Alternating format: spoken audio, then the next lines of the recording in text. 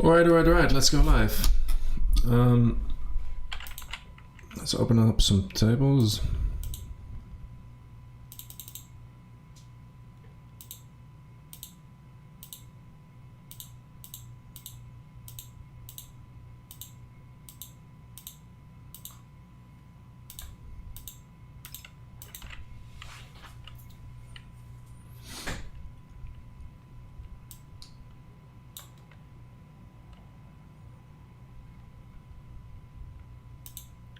See if this is working. I think it should be. This is session 4 though. Cool. Alright, we are on delay, so I'll be able to see what it's actually loading in a little bit of time, but we should be good. If you can see this, please let me know if the audios are right, whether the I don't know, like the stream is all good. Feel free to say hello, ask me any questions that you'd want. I'm going to be here for a couple hours anyway, so might as well make the best of it and enjoy ourselves a little bit. Going to have to fold here, like this guy's going to cold call a lot, we're getting squeezed quite often. This guy might be recreational, not entirely sure. So that might be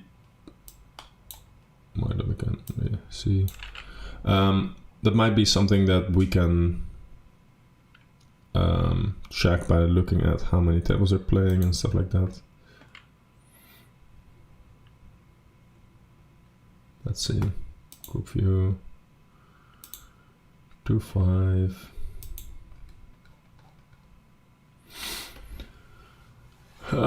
Okay, let's see, this guy is playing Ice at Moon 1 table, so I'm just going to mark him as a recreational for now.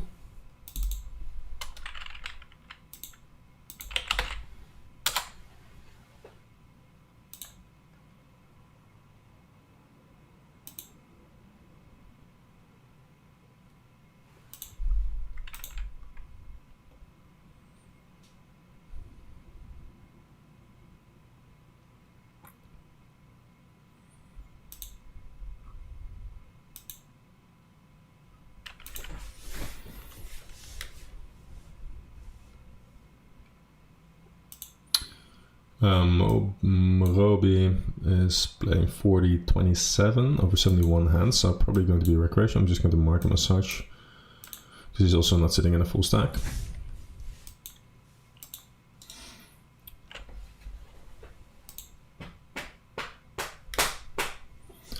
Picked a different playlist, but I kind of like this one.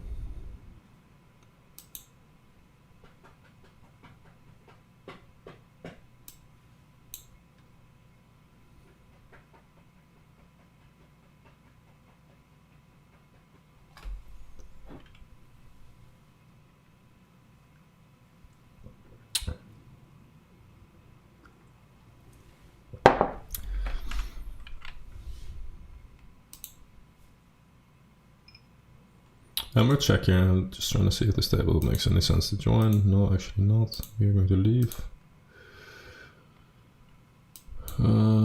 This one neither.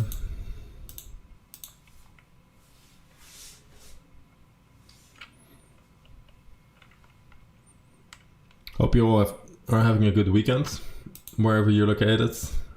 I've been working a lot. This is going to be the last working day of the week for me. I usually take either Saturday or Sunday off, and this week it will be on Sunday.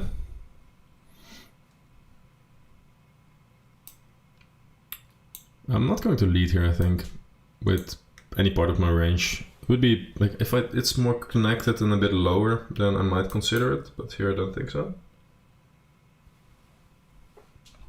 I cold call here because we get a small open, which incentivizes cold calling a bit, and then we've got a recreational in the big blind that is not going to 3-bet enough. So if you look at like how you should defend versus a 2x open, then there's going to be a reasonable amount of cold calling anyway. But now with a guy like that in the big blind, That might be even better. Could potentially think about betting, but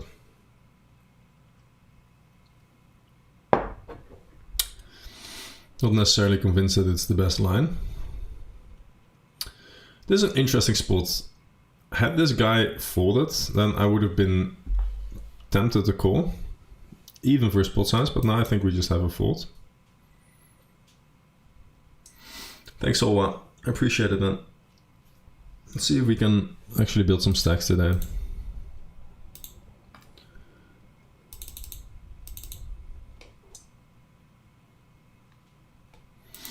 What did he have? Okay. It's a good line by Eraser.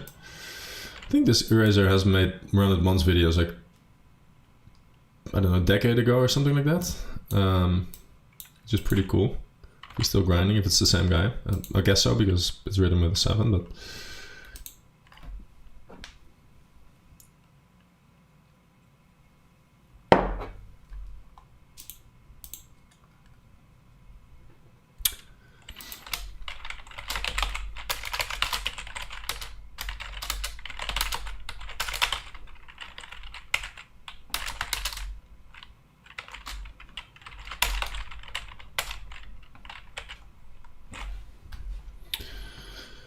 I'm going to try to play my absolute best today. I feel like yesterday I didn't.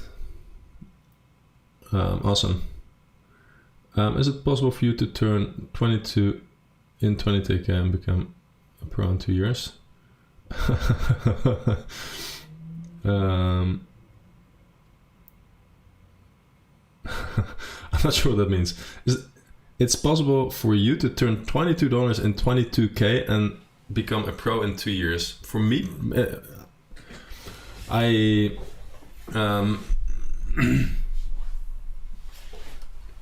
not sure. I'm not sure I understand the question. Like, let's answer the question like the cleanest way. Would it be possible for me to turn $22 in 22k in 2 years?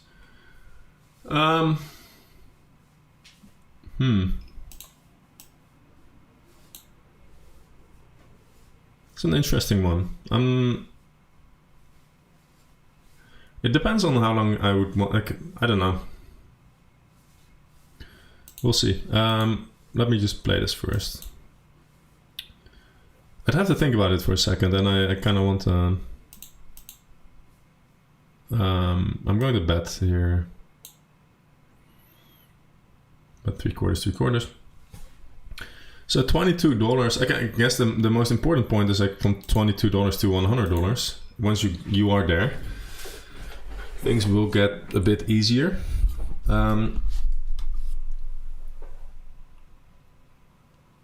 Because the risk of ruin would be a lot lower. So up until that point, you'd need to find a solution. Like up to $50 or something. You need to find a solution where the risk of ruin is going to be quite low, assuming you can't reload. If you can, it kind of doesn't make sense, because then you want to just go ham. But anyway, I think like if someone would offer me a lot of money, like hey, $22 to 22k, I would be tempted to take the bite without having thought about like what kind of win rate I probably need to make some calculations, like what kind of win rate would I need, how many hands would I need to be playing, but intuitively that seems like a reasonable proposition. Like that seems reasonable. It would basically be moving. Can I move up from 2 NL to 500 NL in 2 years?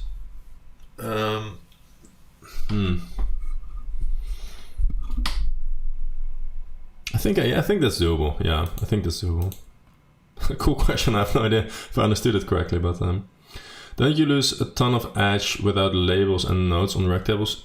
I've got labels now. I'll try to make notes when I can. I've never really been much of a note-taking guy, because oftentimes I feel like there's too much noise in individual nodes usually to come up with a reasonable solution. I clicked it, okay. So like, but like it might also be just like a bias by me. I don't know. Like I should probably take more notes. I'm as lazy as the next guy, I guess.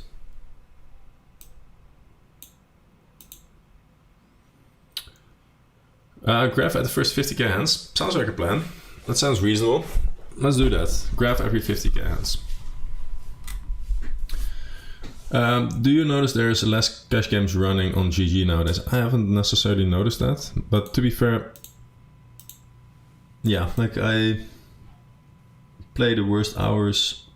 So if I look right now, for instance, like I don't like, yeah, 1020 is running, which is good. Like there's some tables of 510. So this is, yeah, seems reasonable. It seems reasonable.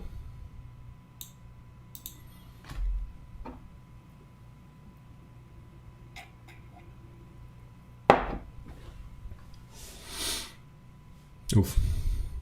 Our friend, hopefully soon to be friend, if he sticks around for a little bit.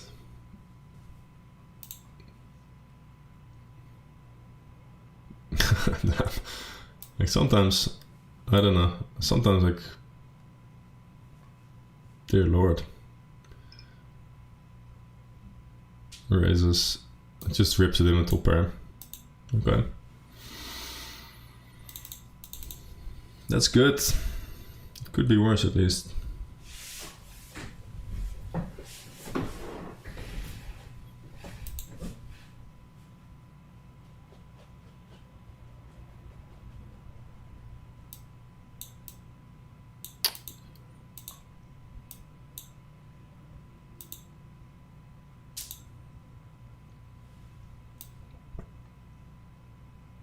Ban winning a jackpot on 510 GG ban.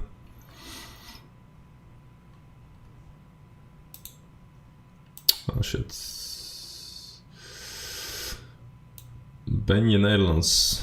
Ik ben zeker Nederlands.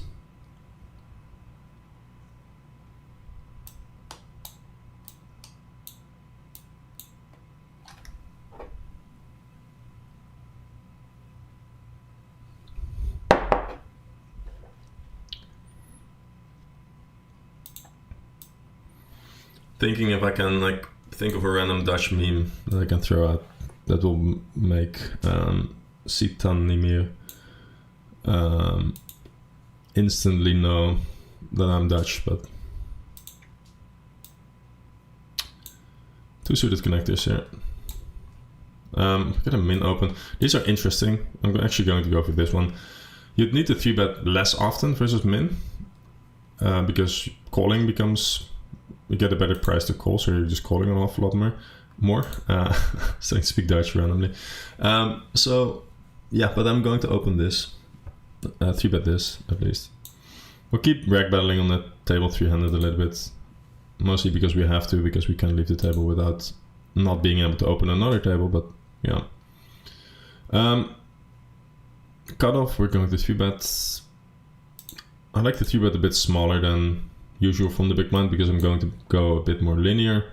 So basically the top hands down rather than what the solver indicates that I should be doing, which is more like go to 13 big blinds here and mix in stuff like ace-5 offsuit, some king-6 suited, stuff like that.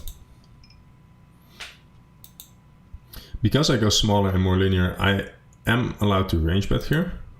So that might be a tempting solution. We'll bet there. I think I'm actually going to go for that.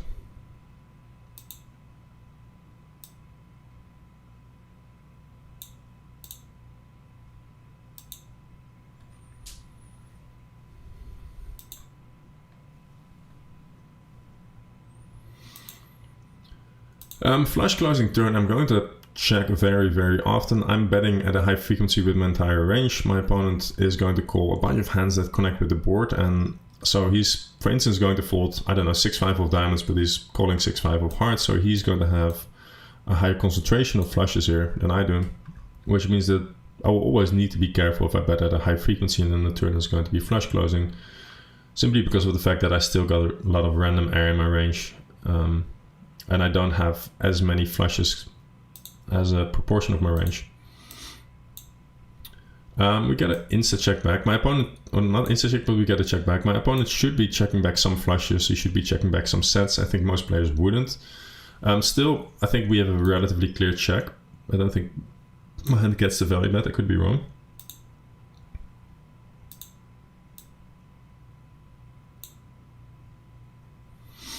I would need to have hearts. Like, so basically if I've got, I don't know, king, queen of hearts, I might need it in my checking range here so that I can check shove. Same thing with something like pocket jacks. I might need it in my checking range so I can check shove.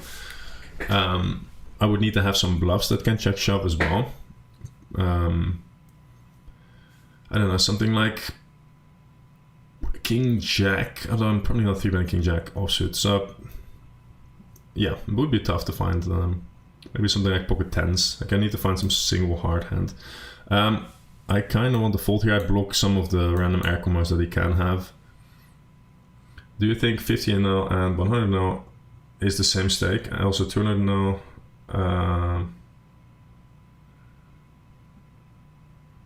And 500 NL makes a big difference. How would you categorize them? The next stake is always, the biggest issue is always the amount of money. Like the money is always the deciding factor. If you're able to beat lower stakes, then you're able to beat the higher stakes. I'm going to c-bet larger here because I've marked this guy as a is he recreational? I'm not sure, but I'm going to go larger anyway because I think this player type won't check raise me often enough. But he will still cool.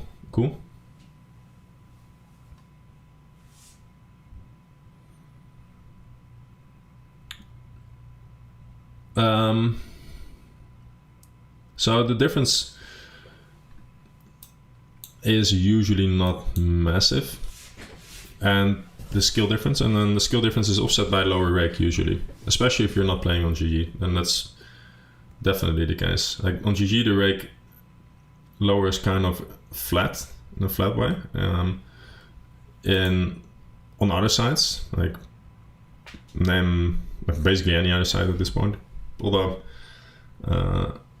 like I guess coin poker is going to go into the same direction, but like most sites have a rake structure where the next stack would be significantly lower rake, and so skill level is harder. There might be a few less fish, recreationals I guess I should say, but then you pay significantly less rake, so those are kind of yeah.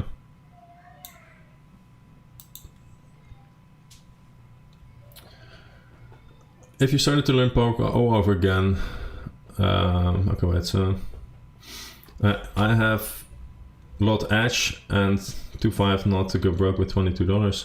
If I can recharge if append, I think 20k is good bankroll starting grinding. Deep rolled 100 now.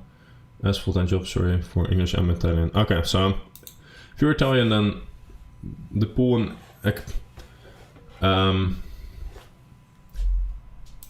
yeah, like I guess like you're asking the wrong question.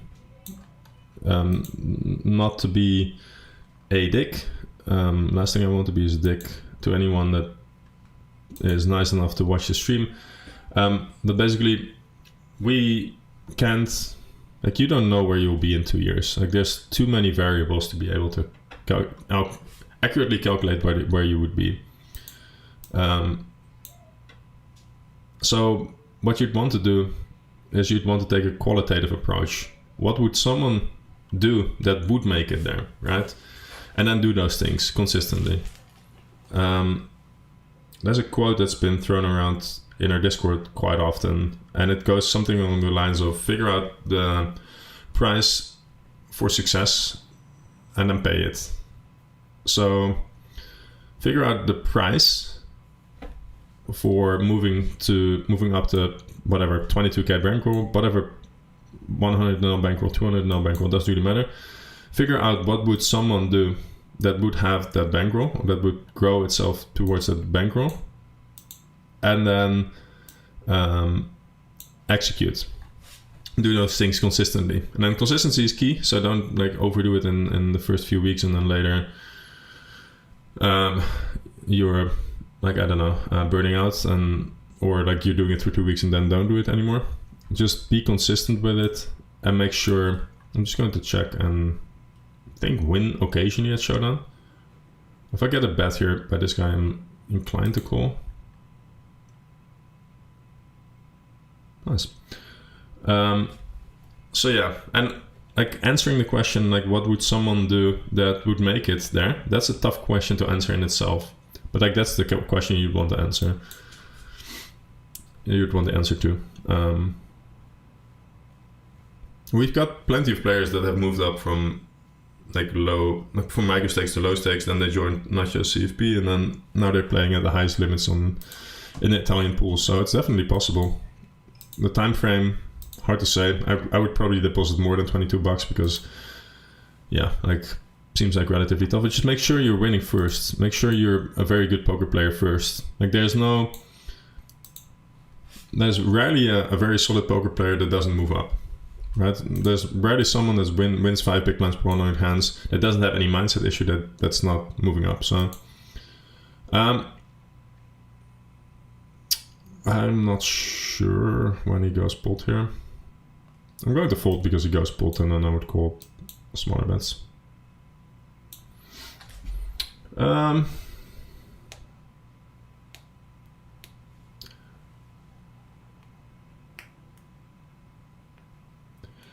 If you started to learn poker over again as a beginner, would you learn No Limit Hold'em or PLO? I don't know enough about.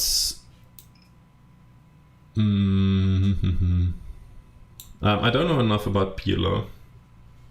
I would probably just go with Hold'em again because, but you're asking someone that did that and things turned out quite well. But like today, I guess and if I had to start all over again and I'd lose all my knowledge, I would probably still go with is this? Sorry. Okay, there's some random songs in there. Okay. Like if I go again with No Limit Hold'em, I know that there's a reasonable chance that I'd make it, right? Because that is what I did kind of. I don't want to be like I don't want to be pretending I'm something I'm not, but like I'm a professional poker player. I've been for years. Yeah, so I guess like without being too cocky or arrogant, it's reasonable to say that yeah, I've been relatively successful at poker. So like, why would I go pick PLO if I don't have any history? Like, I guess the question, the spirit of the question is more like where you think more ashes or Jesus, where are you getting? Okay. Where is more liquidity and stuff like that? I guess I would still go for No Limit Hold'em.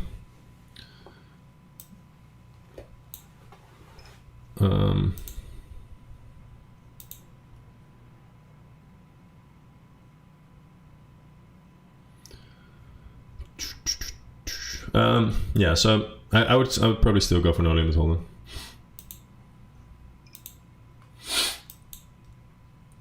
In hindsight, I would have done a lot of things differently, but like No Limit Hold'em wouldn't be one of them, I think. If you started poker, oh no, that's one. How is the pool at 500 right now? It seems not great. Also, doesn't seem particularly bad.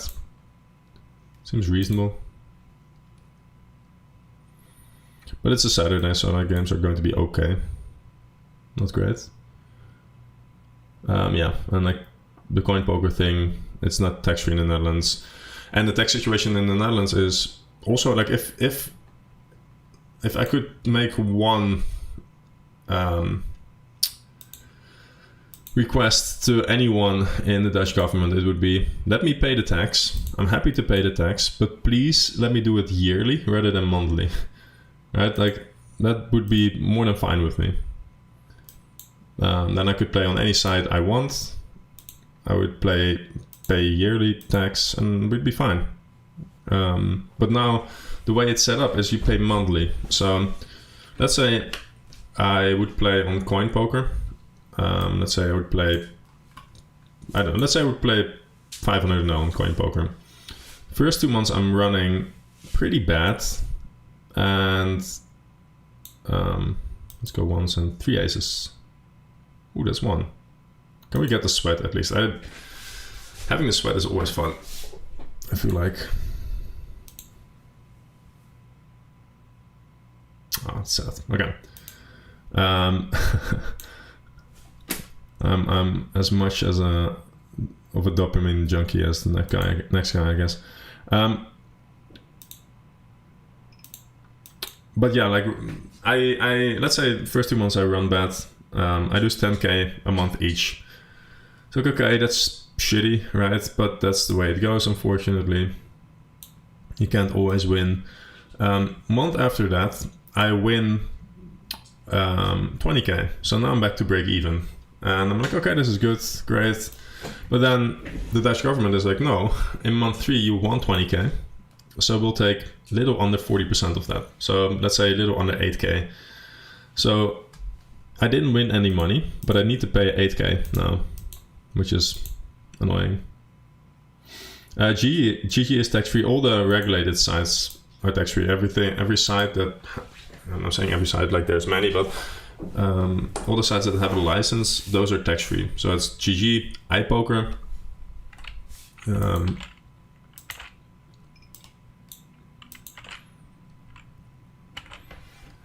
and Unibet. Those are the 3. GG being the only one that has tables running right now. iPoker maybe a little bit, but you need a seeding script. That's annoying. I don't want to deal with that.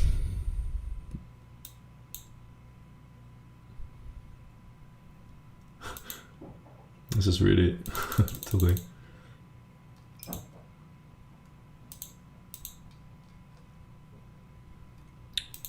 Put on some DMAC free streaming mix. Okay, let's do this. Okay.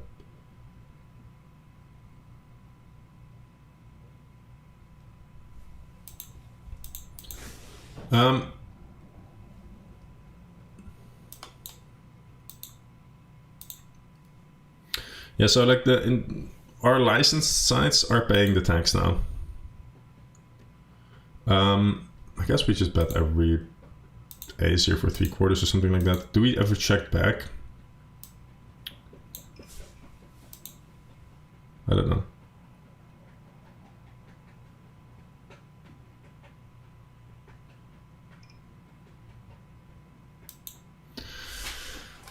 Dayum! Like, this guy's super aggro. So this is nice.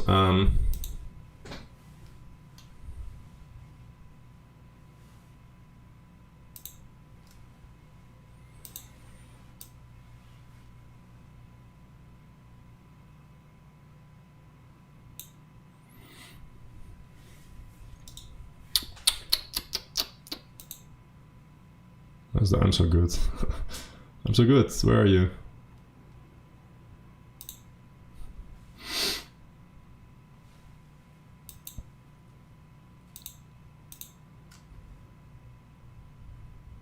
Nice. Always good when stuff like that happens.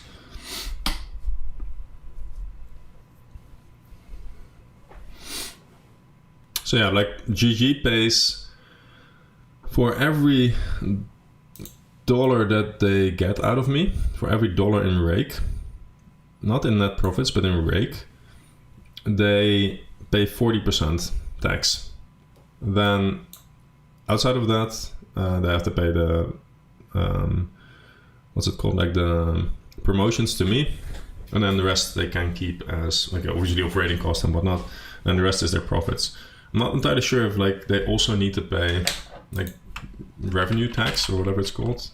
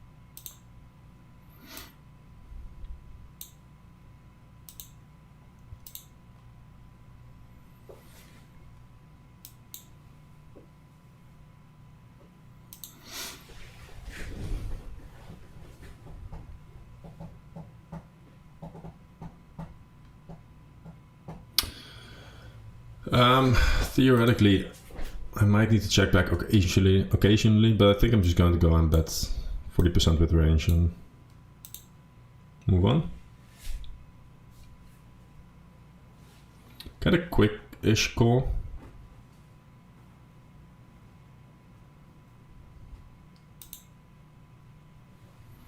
I guess I want to go over that and check here. That would be most reasonable.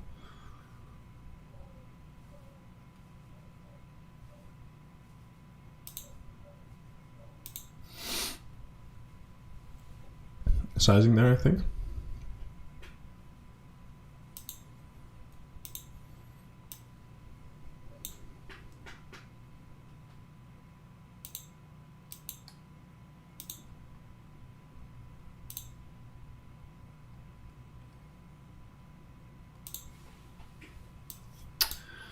Getting a very small 3-bet here.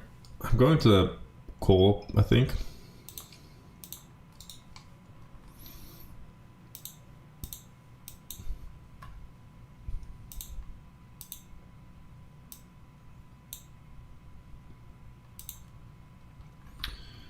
Very, very easy call.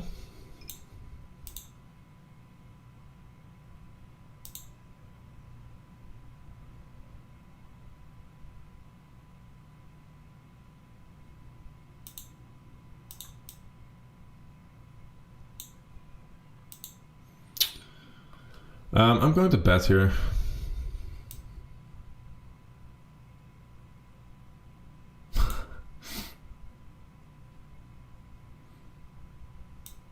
I can see it in the replay now. You haven't only joined when I got aces, you also joined when I doubled up because the guy check raised me.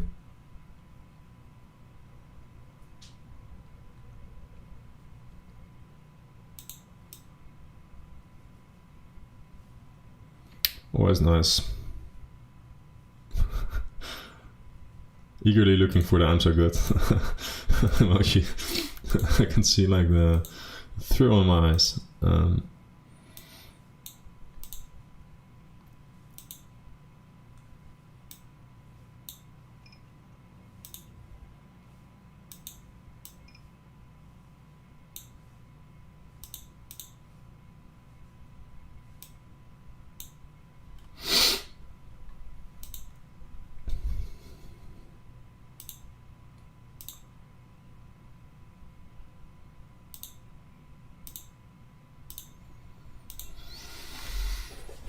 Okay, let's see.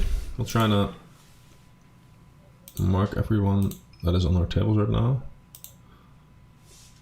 Need to check the lobbies. Isn't that guy a nit-rack, not an aggro rack? You could my tagging system might be wrong. I'm not. I don't know. Maybe. Let me see how many tables he's playing and what kind of stats he has.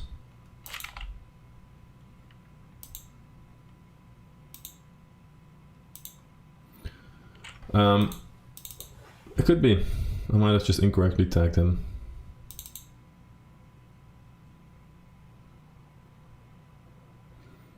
Seems relatively aggro pre-flop at least. But maybe post-flop he's in this rack. Could be. I don't know. Marked him as an aggro rack, but my marking might not be correct there. Here it goes, check, check. I'm just going to bet turn and bet river always.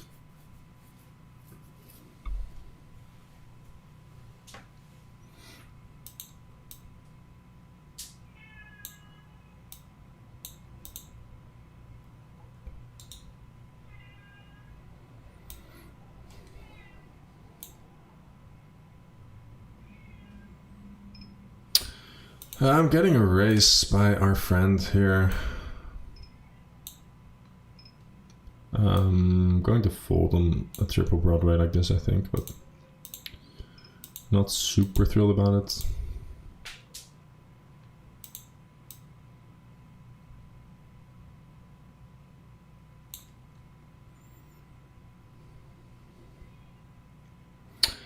In Sweden, it's tax-free, but you're not allowed to receive any rakeback. Which one would you prefer? Oof, if you don't have rakeback on GG, then why would you play on GG? Like that's just a waste of time. If there's no rakeback on GG, then don't play on GG. Like that's even in the Netherlands, the rakeback is about half of what I got when I was living in Andorra. So yeah, like the best financial decision that I could make now is I could make, I don't know, let's say double, potentially 3x in if I move back to Andorra, because I can play on every side basically, and I would be able to make a lot more money, and then the money would be more or less tax free. You pay like 10% tax or something like that. So this is kind of weird, but I guess we call.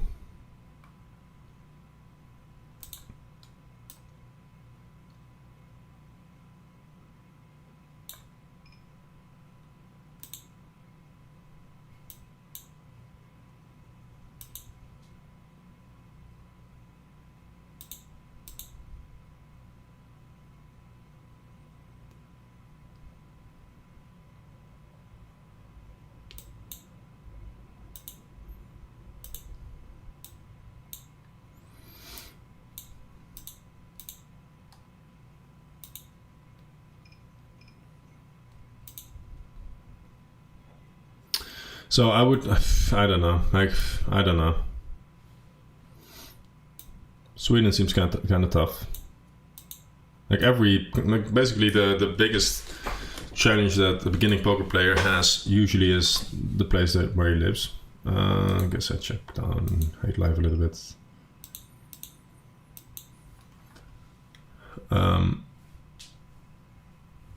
Yeah, that's like the toughest. Like the biggest hurdle is usually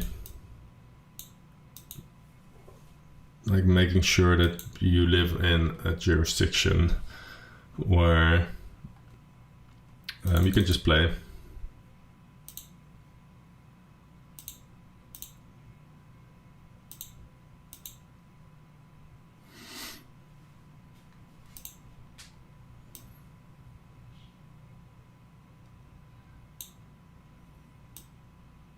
Like if you're from Germany, for instance, it's just near impossible to succeed. Maybe if you're playing tournaments or whatever, I'm not even sure what the situation is there. But realistically, in any other situation, why is this guy playing 20 big blinds? Jesus Christ.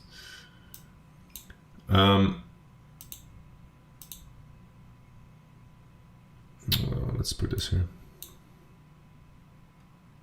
Yeah, like if you're from Germany, it's just like a shit show. Just fucked up.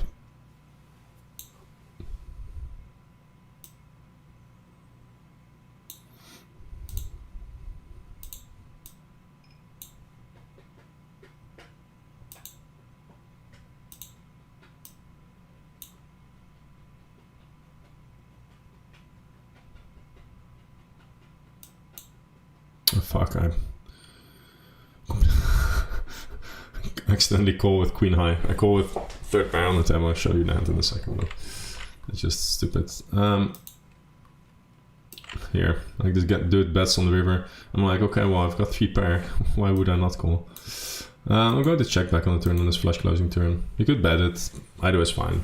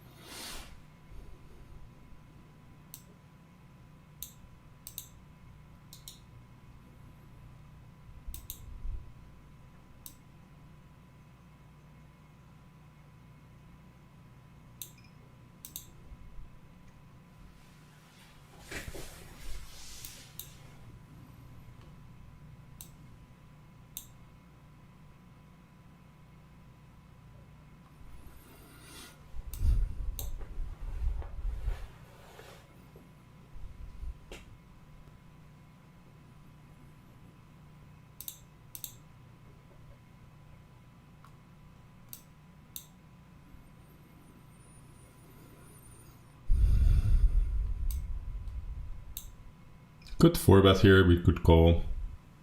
Because either way is fine. We'll go ahead and 4-bet today.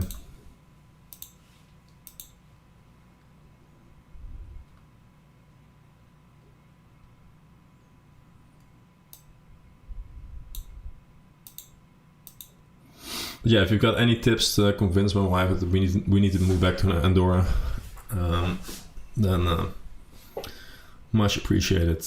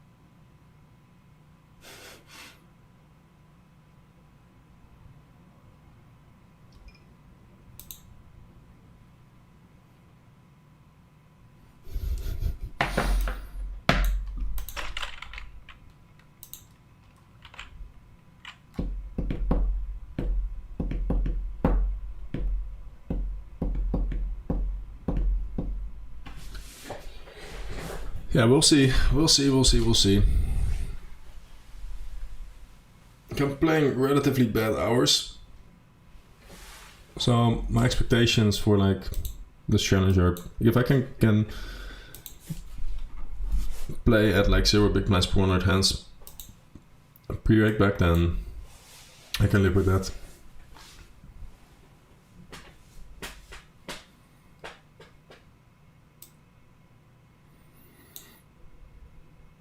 But honestly, like if I could move back to Andorra tomorrow, I would. Like, so much easier when you just can play any side, and like I could, like right now I could be playing on GG, I could be playing on iPoker with maximum rakeback, I could be playing on basically any, like coin poker, you name it, right? You can just play if there's some challenge, whatever going on, like there's no coin poker, you just play it, you pay tax, and you move on with life.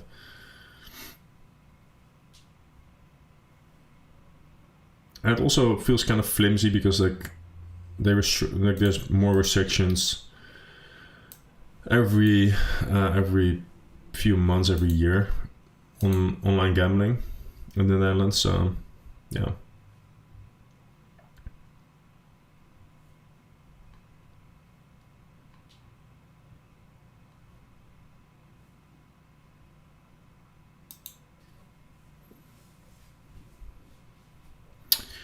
I'm going to bet 1 big blind with range here, with my kings.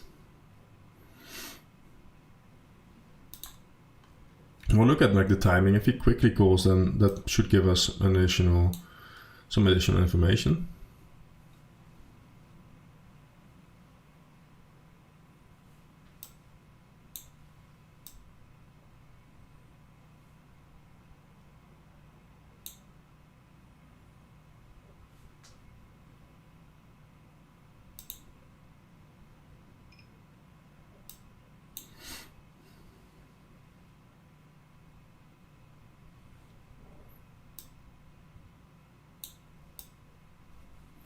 Yeah, like I basically last year could play any side, like literally, obviously not like some very segregated side or stuff like that, but like I could play most sides. It gives you a lot more options, and like last year I was playing basically a full-time schedule, so right now back in the Netherlands it feels like that's not as feasible. And obviously like I'm kind of lucky that I still have other options, like I can basically work in my company, and yeah, like there's a lot of stuff that we can do there, and we're continuously building new stuff, so there's always new things that I want to do. But if you'd ask me, like, I would prefer to like play relatively competitively. I'm going to check range here.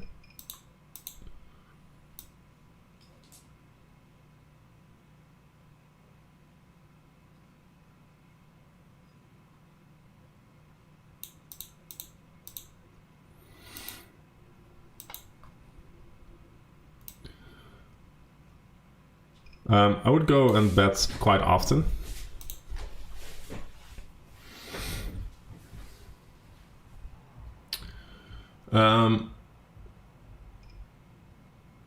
Yeah, so they limit the rake back. If the crime rate won't convince me, nothing will. Yeah. They limit the rake back by about half, roughly speaking. So, yeah, less rake back for sure.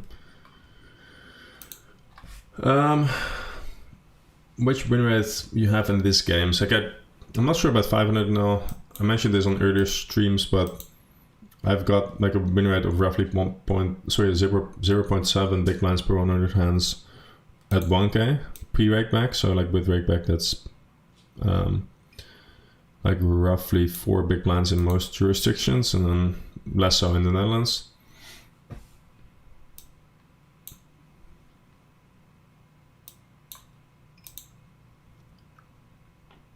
I think I'm going to go ahead and pull it here.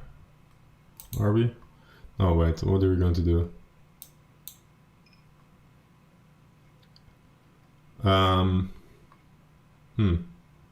Like, I guess we check back. Check back seems reasonable.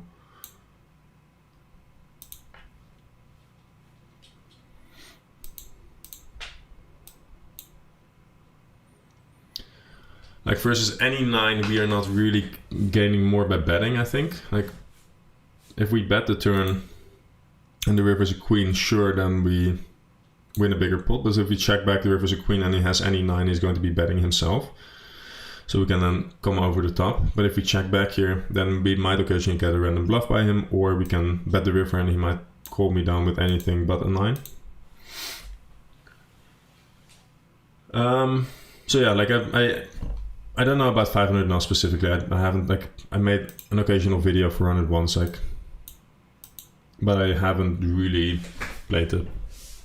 A decent sample in years here. Even like the 1k sample that I've got is like, I don't know, 400k hands spread over years. So yeah.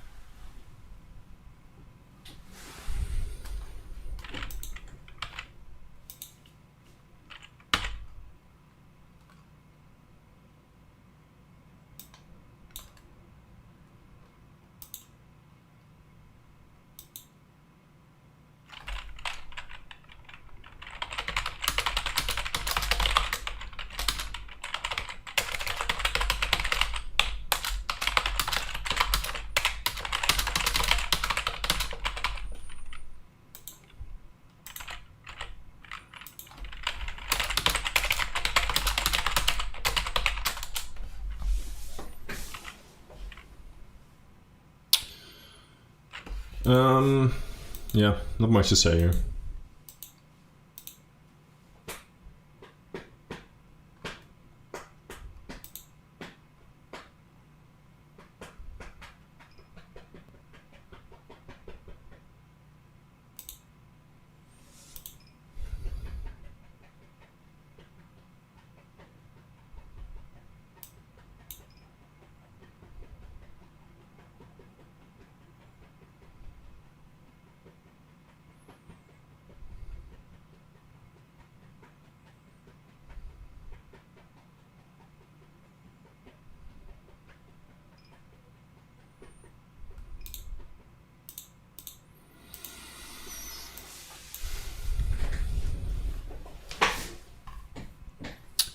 We got a couple options here.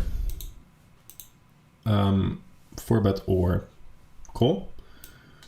I'm going to call because I rolled low. And then here we would have a low leading frequency, but nothing too significant, I think. I could go for it though. I think I'm going to check.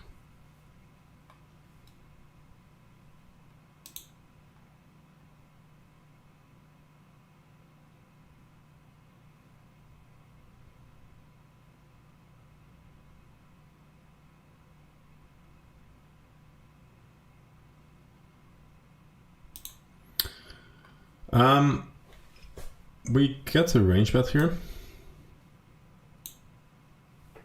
Pretty much. Pairing turns are not great necessarily, but still fine option to range bet here.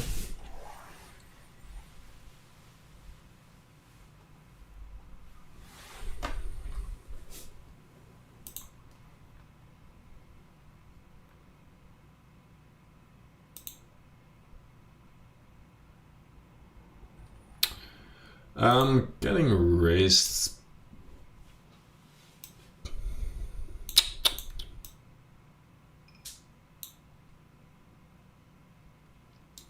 I think we fold with the ace of spades in our hand specifically. Like I would be more inclined to call with ace queen with the queen of spades, because then he can raise some ace x of spades a bit more often. Now we block kind of the bluffs.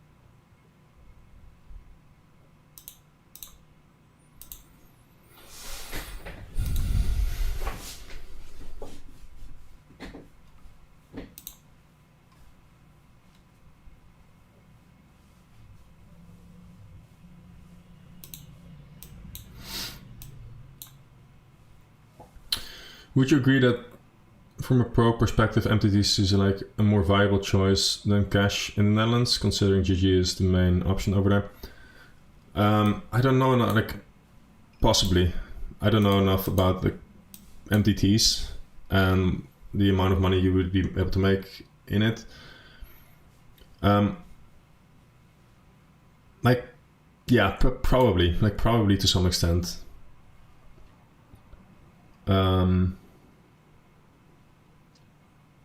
Yeah, maybe I should move to MTTs. Like, I probably wouldn't. Like, if because you need to play at night as well, and yeah, it would be annoying.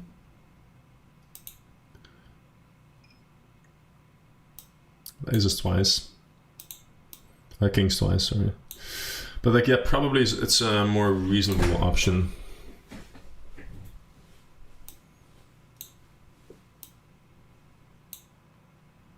I'm going to check on this ace wheel board.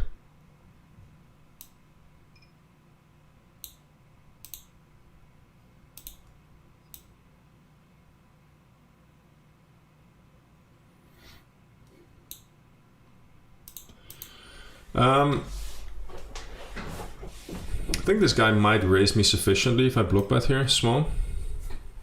So I'm going to play a more balanced strategy. I guess I could go larger anyway, but I should be probably going larger anyway on this texture. Just wanted to go small because he's been raising and check raising me quite aggressively. But yeah, I don't know. Yeah, maybe if you'd want to ask someone that plays MTTs, but like if I was in the Netherlands, I might be more inclined to play. I'm going to call here, I think. Wait, what is the line that we have taken? Okay, it goes bet, but this is a low texture. We're going to click call. It's not ideal, but probably reasonable. But yeah, probably a more reasonable option because rake is not as big of a factor in MTTs, I think. So, yeah.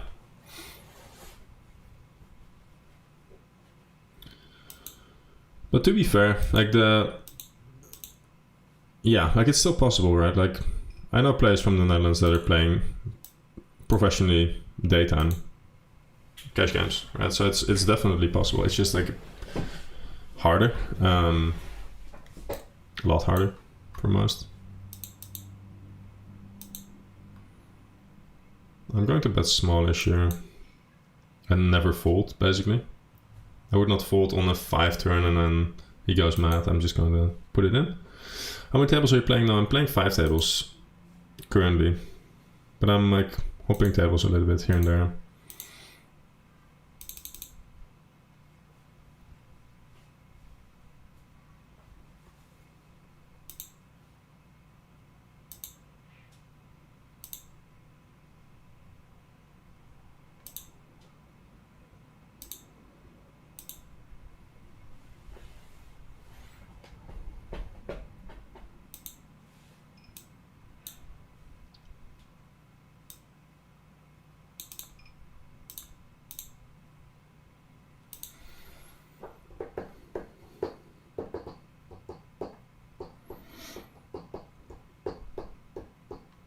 Like if I was playing the evenings, things would be already a lot better because I could mix in Unibet, iPoker, some GG. It would be okay. Wouldn't be great, would be okay. But and then I would have better games on GG as well. Like I guess in a sense I'm lucky because, like I said earlier, I'm running a poker school. I guess is like the best way of explaining it.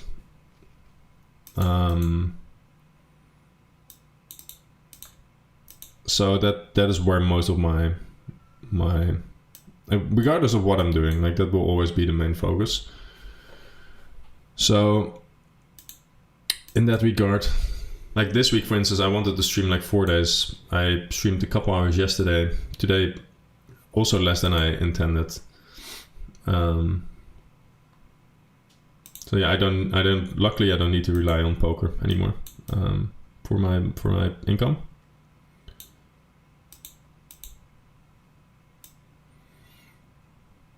Also, like I've been relatively happy recently. Like I'm well, let me just go and raise here. I moved back from Andorra and that was kind of tough because Andorra is really clean, safe, somewhat vibrant especially compared to where I'm located right now. So really nice place, and I could basically have no restrictions. So it was when I started living there, it was kind of complete freedom. No restrictions in like what kind of games I could play. Basically could play anything.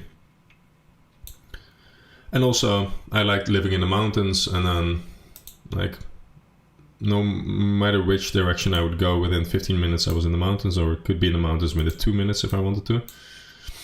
And that was also like super, super nice. So then I moved back to where I'm located right now in the Netherlands, and it's like the Netherlands in itself is not bad, but definitely worse than Andorra in my opinion. And then if you compare it with We'll shove here. If you compare it, fuck, I lost my trail of thought there. Got like two hands going on that are relatively large. Kind of want to, I guess we shove here.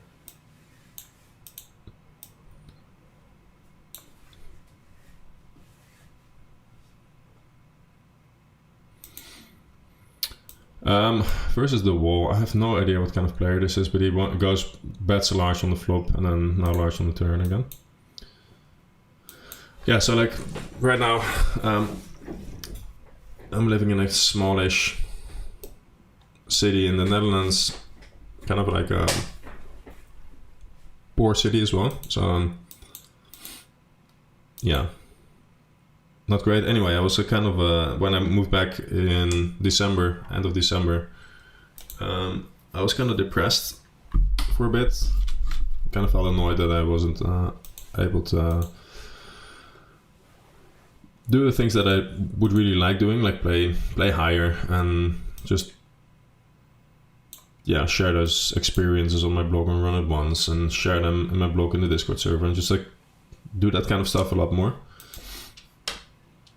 But now I've changed to like basically working a 9 to 5, like basically making poker content and thinking about strategies and building and creating stuff is now my main job. And then there's like some coaching sessions, obviously, like some group coaching sessions, one-on-one coaching sessions for both the team as well as just people that I coach privately.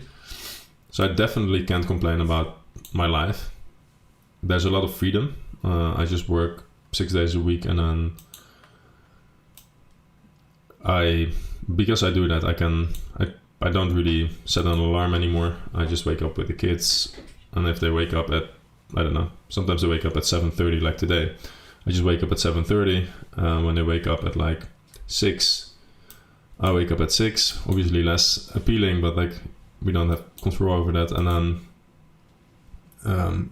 I take it very chill in the mornings, right? Like I just chill in bed with the kids a little bit and like joke around a little bit. Then I make breakfast for them. And then I start work at like 9.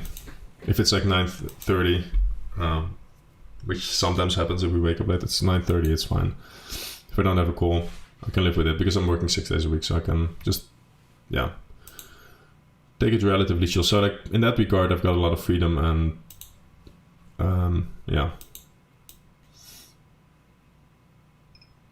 I think I'm going to bet here.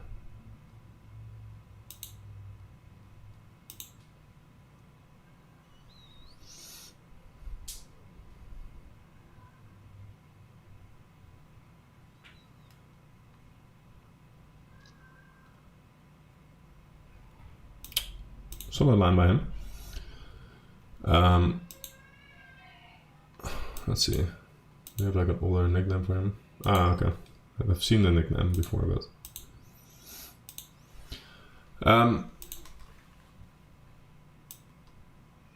bet here, I think. Yeah, so bet small.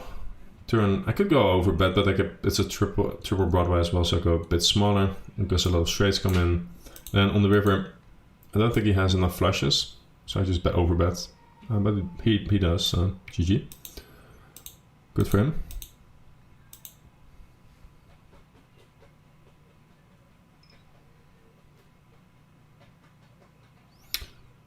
I'm waiting on stars with that rake back. Are you the? Okay, if you've got stars, you're fine. Like just moving up a step. Take if you can't get, even though it's like there's like if you play on stars, you're going to be fine. Like there's win rates pre-rake back. You're fine. You can probably play up to. I coached a guy. I'm coaching a guy that is winning like at 8 big blinds or something like that there. So. It's weird, it's one of the softer sides. The win rates are typically quite high. But then,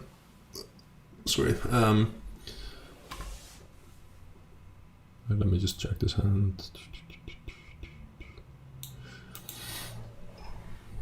Interesting spots. Let me bet here.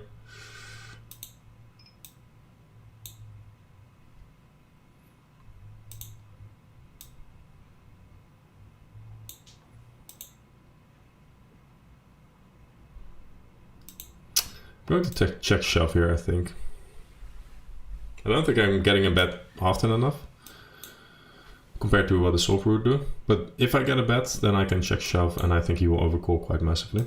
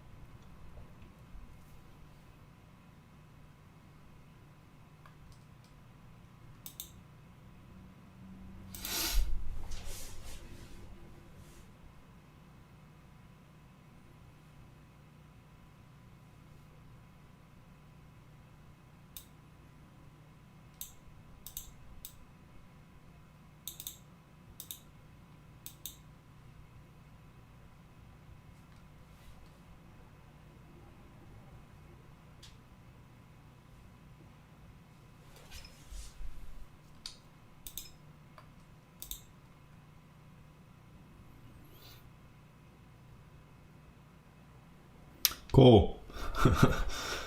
It's not that hard. Just click call, move on with life. A second call, do it.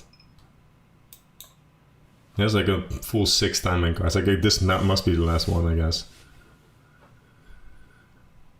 Okay, gotta throw that one then. Here on the turn versus Rafal, I see that flop.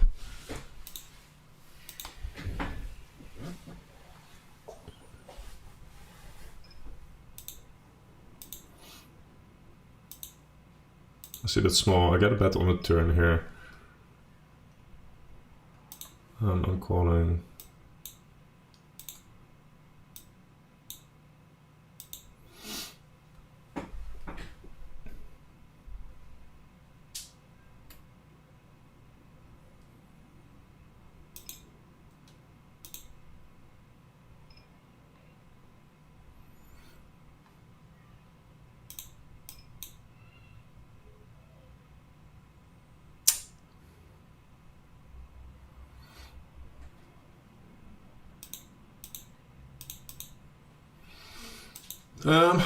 Okay.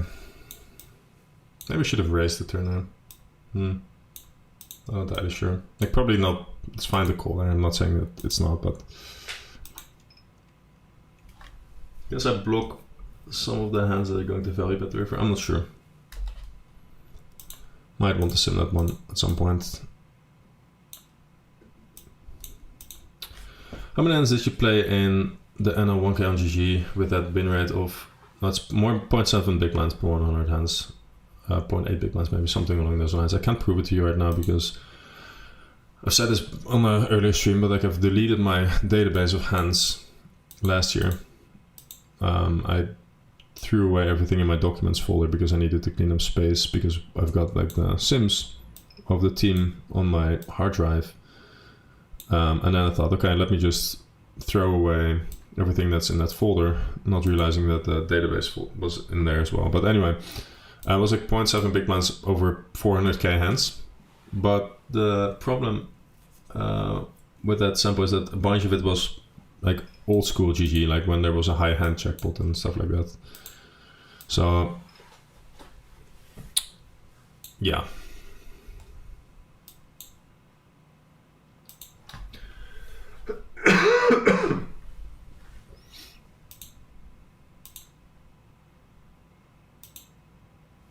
Super annoying, my eyes twitching, which is super annoying.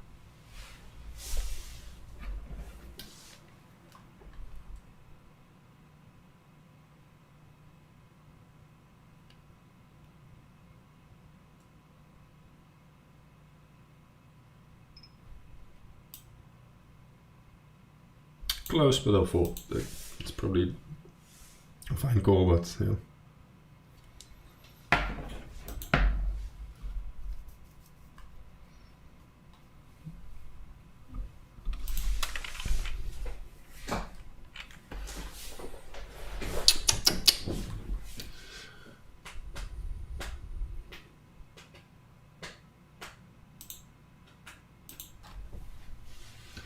How much BB per 100 did you pay in rake? I think at 1K I paid like 7 big blinds per 100 in rake.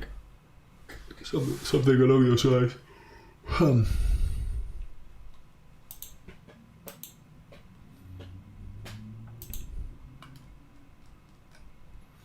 But old school GG was different. Like it was the high hand jackpots, which was really nice because you'd continuously get additional rake back. So it wasn't just like the bad beat jackpot, which happens like once every 500k hands or so you win one, which is really annoying.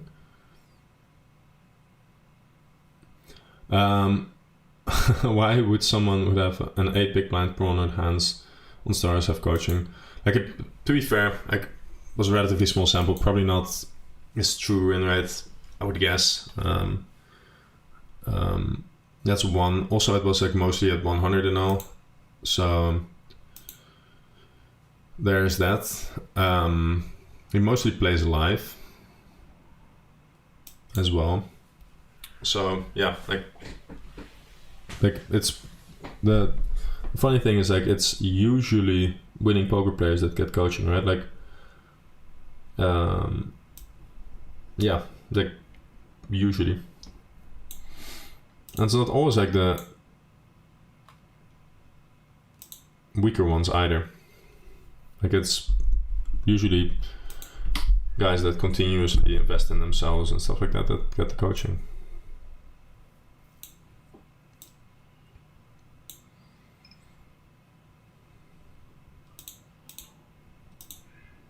Maybe there's a bias there. Maybe they've got coaching by a bunch of others, and that's what made them better, right? That's what improved, improved their trajectory. I'm going to see that here. It's really annoying. I've got like this twitch in my eye, which I can't stop.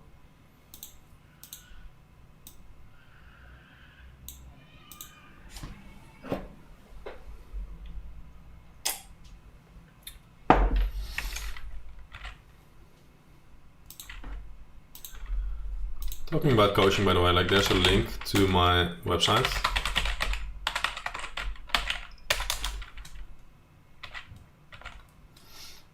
And wait a minute.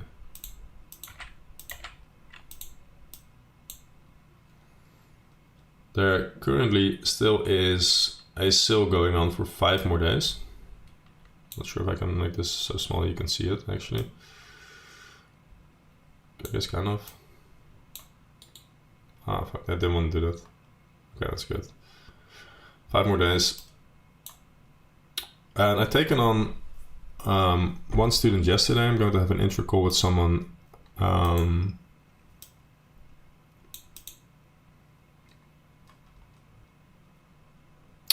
going to have an intro call with someone next Monday, and there's another one that will likely join.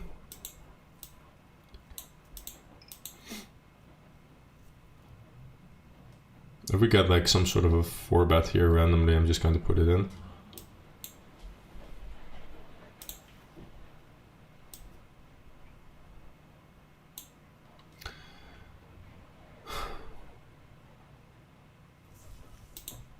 This is gross. I guess I will fold.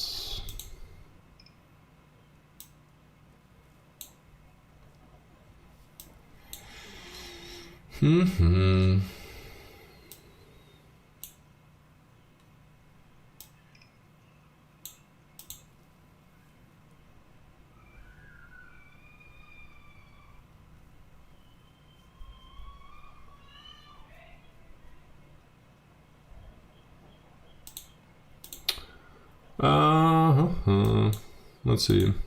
He would have folded to a check raise in the ace queen suited hand.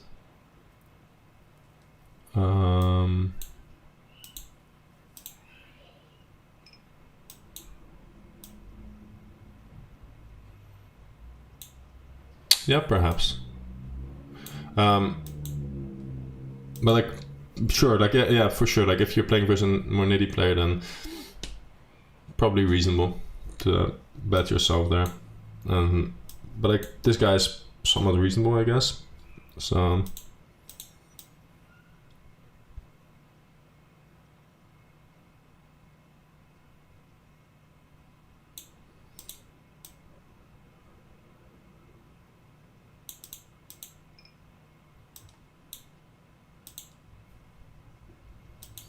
definitely as a baseline, if he's needy, you'd want to bet yourself and leave your checking range unprotected. I needed to think for a second which hand you meant, but yeah. That's a fairly solid idea. No need to be balanced there if you think your opponent is not betting enough.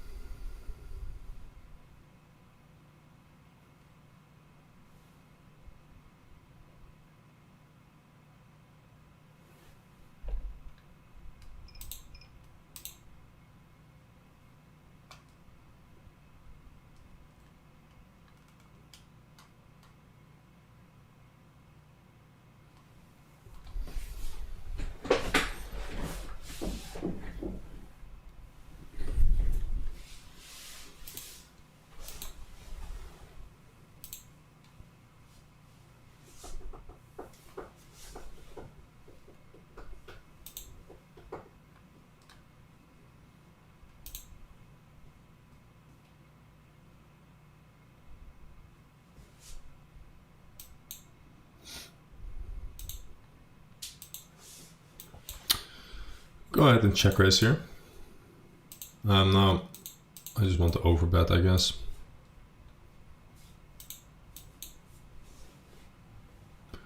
Try to get chips in.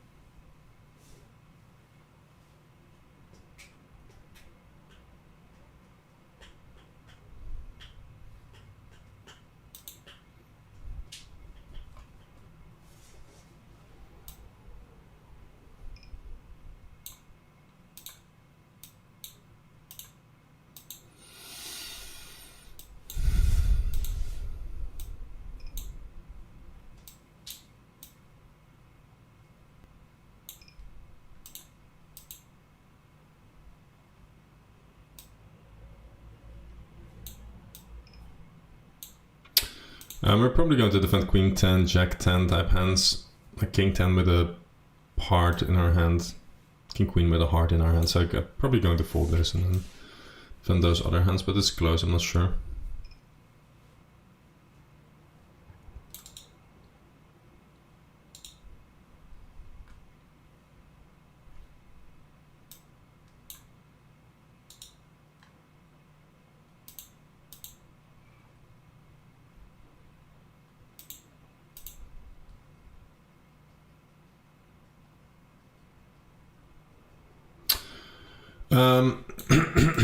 Do you think it's possible to beat NL 500 with more than one big blind per 100 in a sample 500k plus hands with the current field?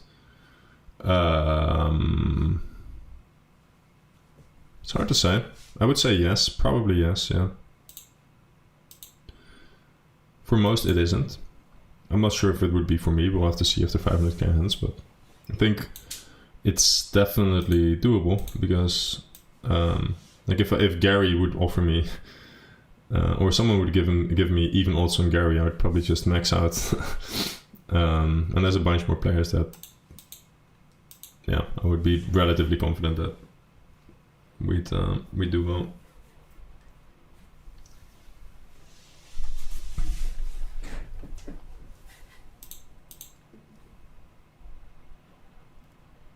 Blue tech, isn't it? Yeah. Tips for clear mentality and minimal tilt.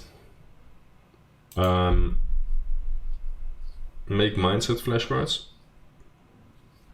I've made some videos on this in my YouTube channel. You might be able to find them.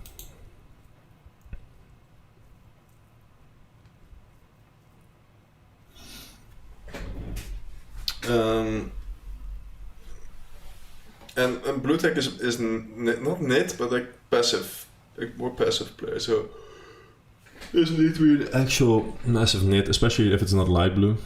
We're just more slightly leaning more passive. But yeah, I think I should have check raised or bet myself. I think betting myself would have been better versus a player like that. I've got like a decent amount of tips for dealing with tilt and dealing with downswings and stuff like that. I think there's a video.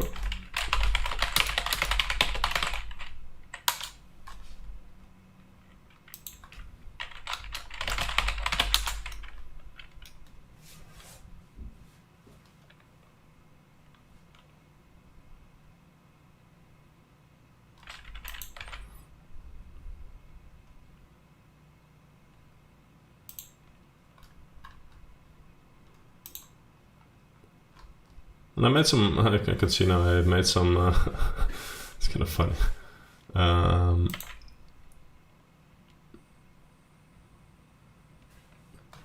You can just check my blog. There's like blog and run it once, there's plenty of information out there. I've made some videos as well. So.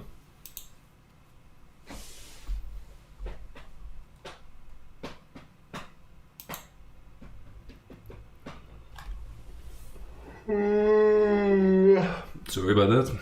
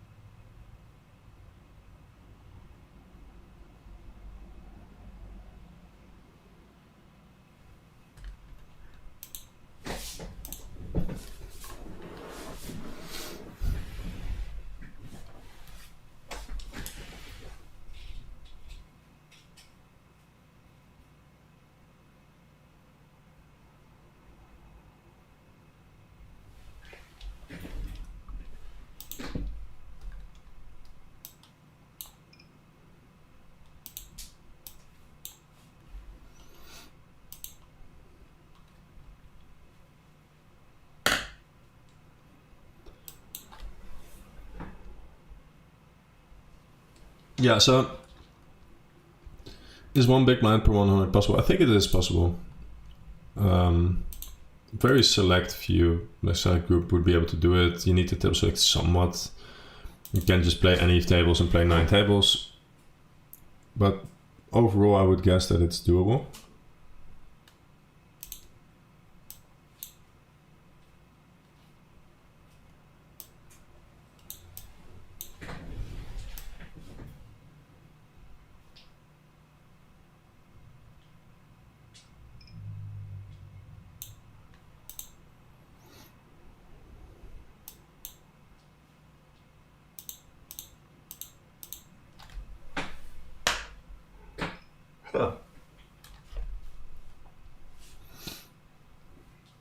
I'm going to try to do it anyway. We'll see if we succeed. I'll need to adjust quite a bit still. Going to 4-bet here.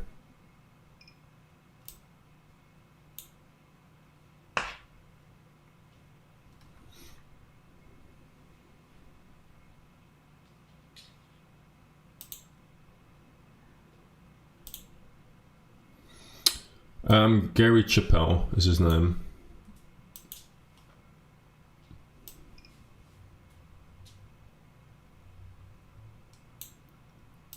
I'm going to check here. Like, these queen high textures are not super for me because he's going to have ace queen quite often. So he should occasionally lead on queen high textures.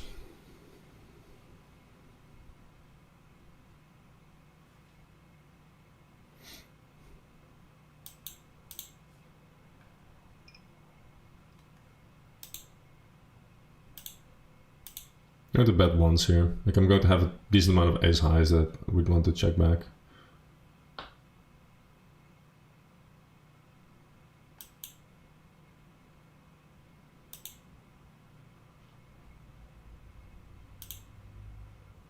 I'm going to have some flashes that I would check on the flop as well.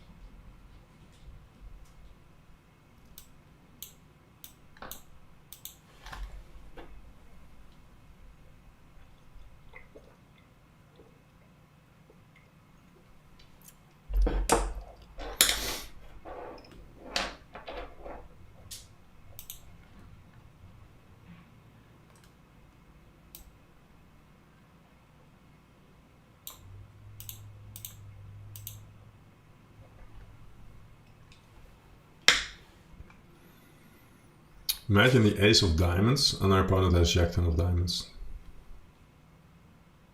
That's sad. Then we would have won the jackpot.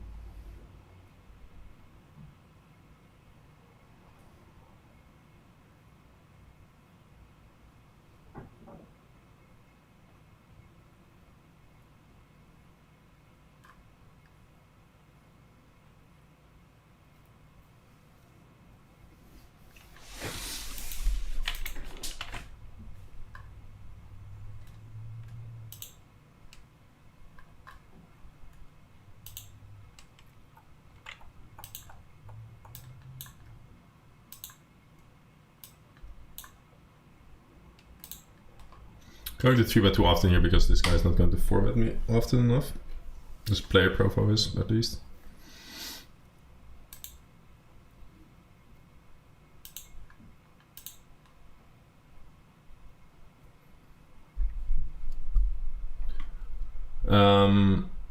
Do you think that HUDs are very important in the game? Like, if I would be able to use a HUD on the side, I would use it for sure. Like, if you're not using a HUD on the side that has a HUD, that's just a waste of...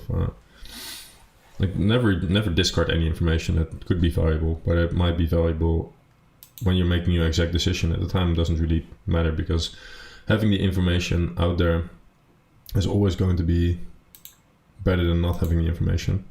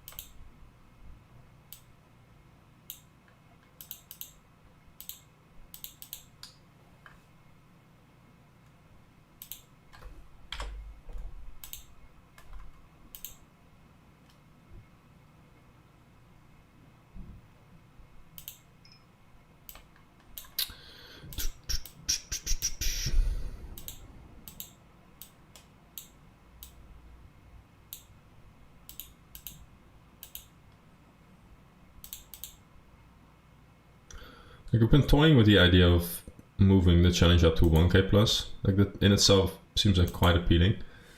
The problem is that there's not always 1k games running, I guess.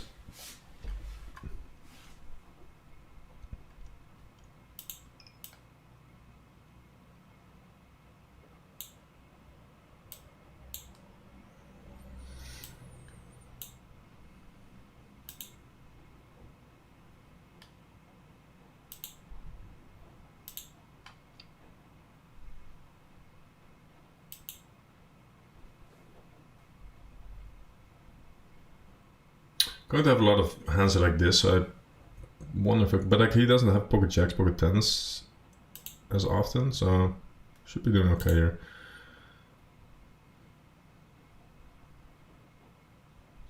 Also we'll have ace jack, ace 10, king jack, pocket queens, pocket kings, pocket aces.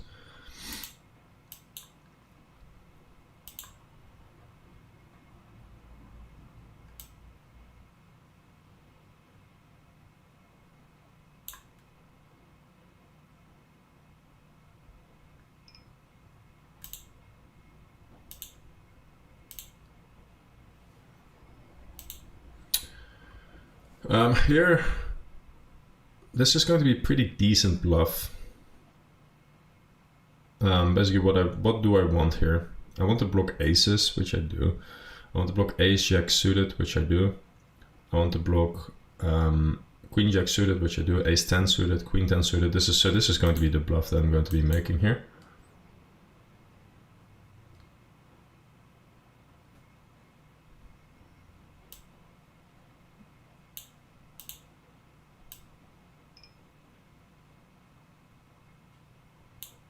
I don't think I get like extreme amount of folds here, but you get some, and some is enough here. We need them to fold 1 and 3 times or something like that. Yeah.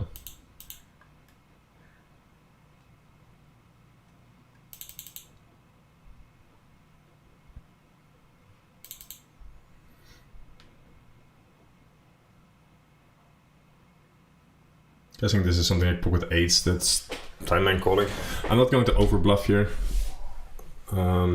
especially not versus someone that I've tagged as red. It's just like look at the properties of my hands, decide whether I want to bluff here or not.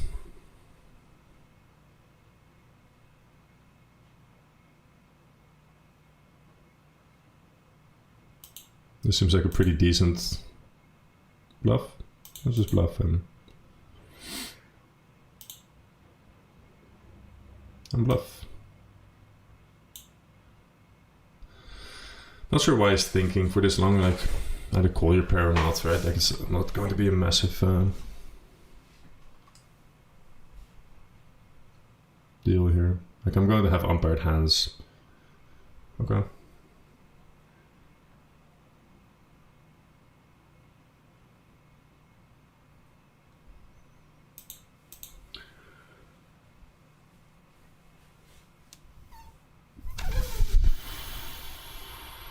In a 4-bet pot, do you think bluffing on 4 flush rivers, with king 9 in the 4-bet pot, do you think bluffing on 4 flush rivers is a good idea? If I remember correctly, people tend to underfold here a bit, because with that line, they'll often have pocket pairs with a diamond, and I don't think we're pulling out any flushes there.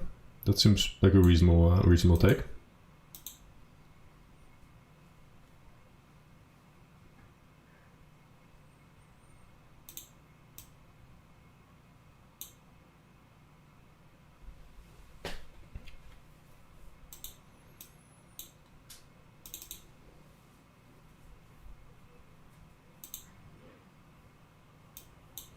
I'm feeling like slightly under the weather, which is a bit annoying. It's not really bad, like it's like if 100% is like I need to stay in bed with my eyes closed and lights shut off, I'm like now at like 8% or something like that, but still it's not ideal. Thinking this might be why my eyes twitching, like maybe my body's just yeah, I don't know. But the eye twitching is like really annoying. I'm not sure if you guys can see it, but this eye every now and then it's like twitching a little bit.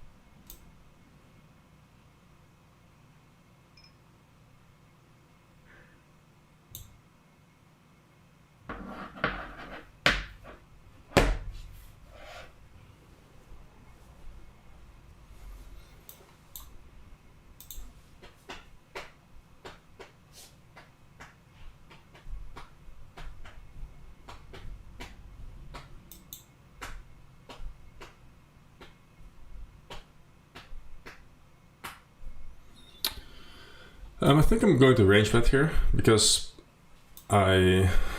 basically the pre-flop ranges are more or less intact. I'm going to have pretty decent edge there.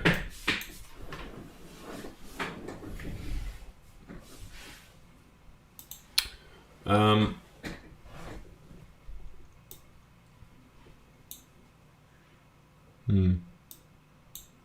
think we got a check.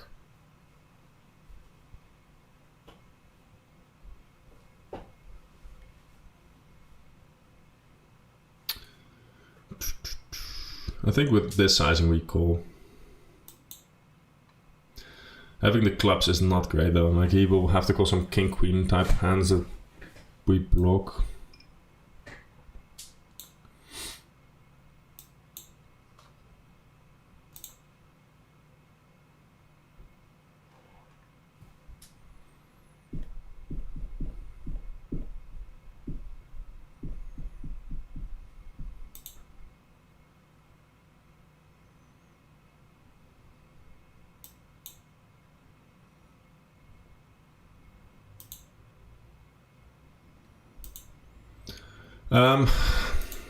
This is somewhat annoying. Don't think there's too many 8x. There's not an awful lot of 5x in his range. But there's going to be pocket jacks, pocket 10s, pocket 9s that would do this. Also relatively hard for him to have an unpaired hand. I bet 40% on the flop, I think. Yeah, he is pretty aggro though. Like I guess if we're going to have ace queen of diamonds here and then we can just call. Because then we unblock king queen, queen jack perhaps, ace queen itself. I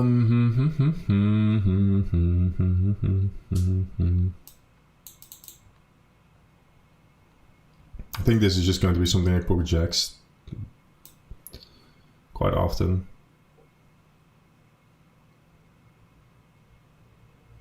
Okay.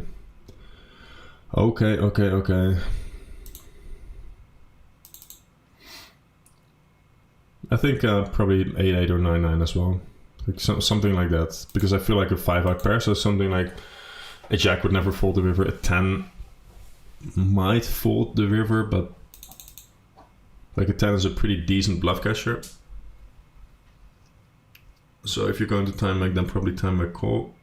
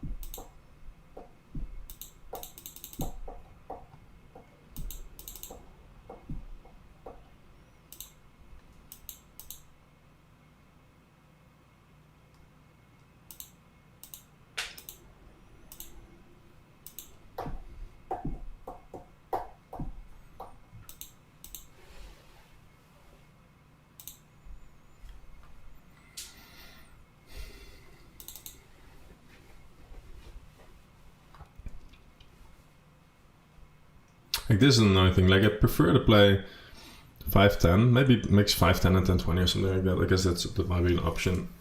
Play a million hands with it. Because I've played so many hands at 5-10 that this feels kind of low for me to play.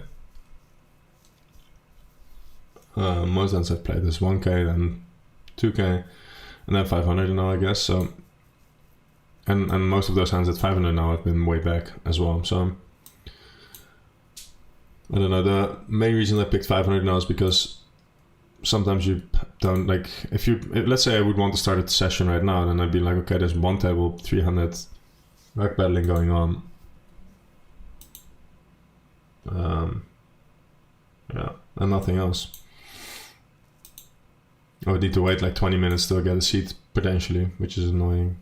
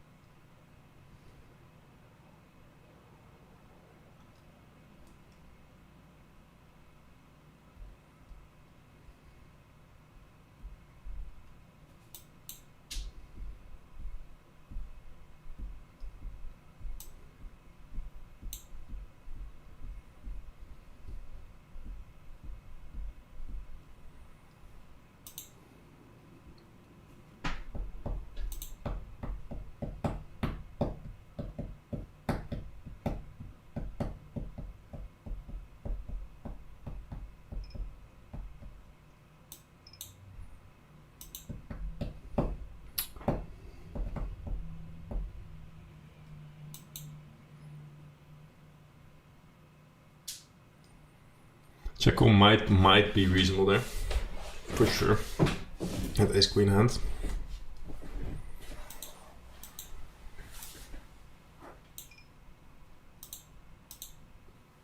Hard to make a, like you said, hard to make a really bad bluff there.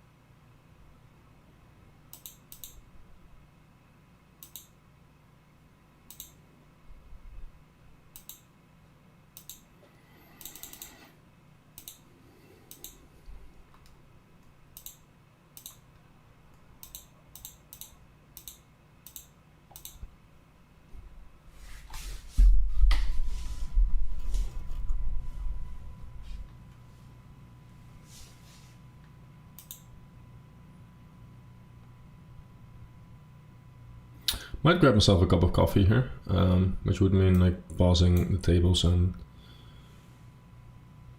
I don't really have great tables now anyway, so I'm just gonna do sit out next big blind, leave myself on sit out for a couple minutes and grab myself a cup of coffee.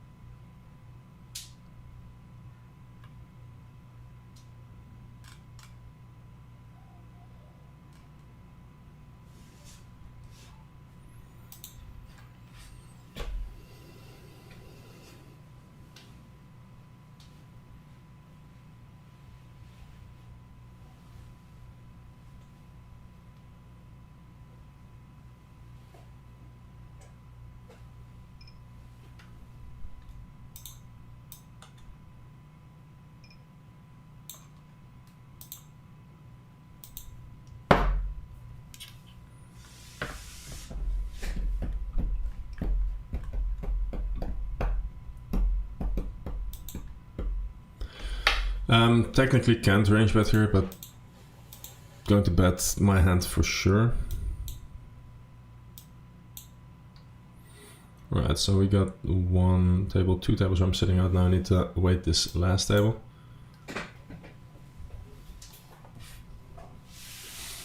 It's a bit annoying because let me pull my pencil a little bit. There's a 61 VPIP guy here, so it's also not very, very bad tables, but yeah.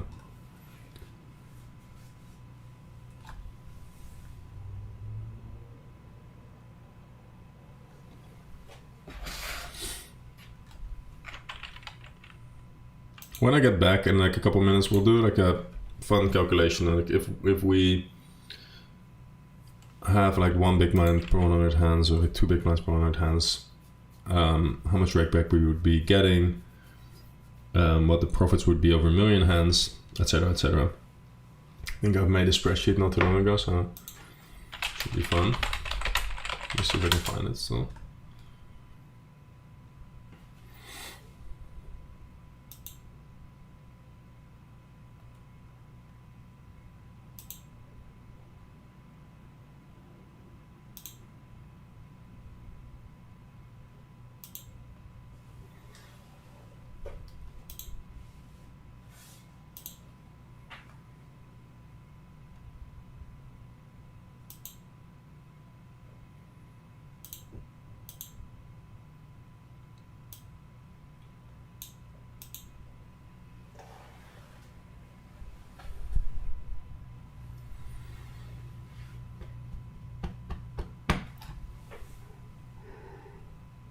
Huh.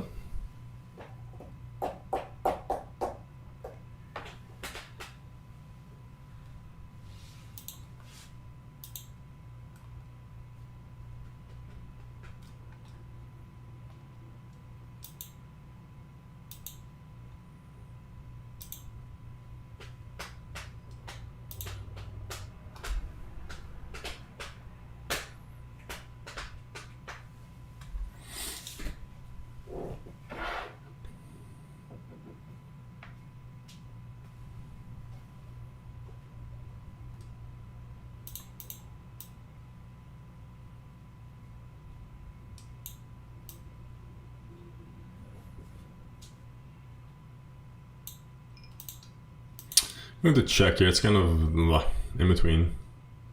We're going to check and call first a bet.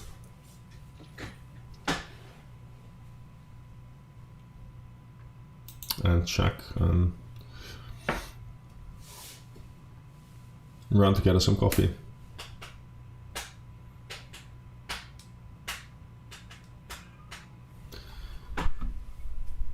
This is the second time you overbets in a row, right? Like, let me see. I'm going to call versus 60 whatever VPIP. Okay. Good. I saw him overbet just now in a different spot. Did he not? This one. Yeah. An in position before caller. When he's in position before caller, we can call anyway, I think. Anyway, I got 7 minutes. I'll be right back.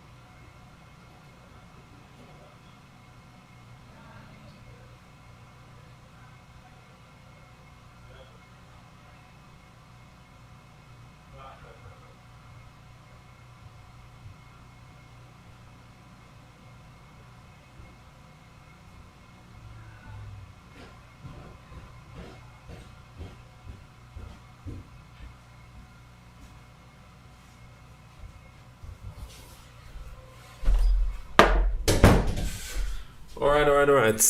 We are back. So, my friend is still playing.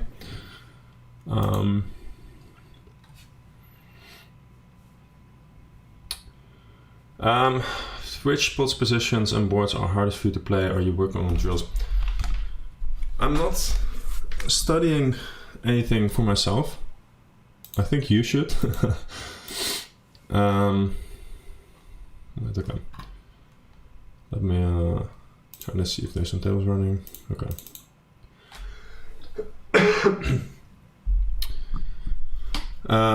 But like most of the work that I'm doing these days is for the CFP, for the poker school. So yeah, I don't know. I'm not really. I guess like a bit understudied in a bunch of spots where like, not entirely sure.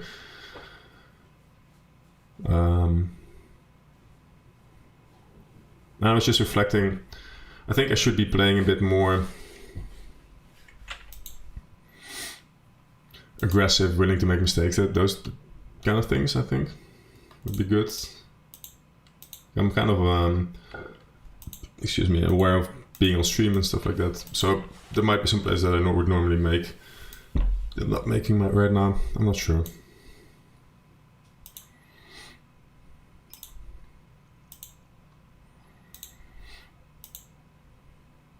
So it's feeling like you don't want to look like a fool, kind of. So I feel like I'm playing a bit too safe right now. But other than that, I'm not really in a position to be studying I'm not studying at all for my own game. I'm still studying, right? Like, but mostly when I'm making content for the CFP. And that's like a big part of my main job, so to speak. So yeah. But I haven't done like a database review in some while, for instance.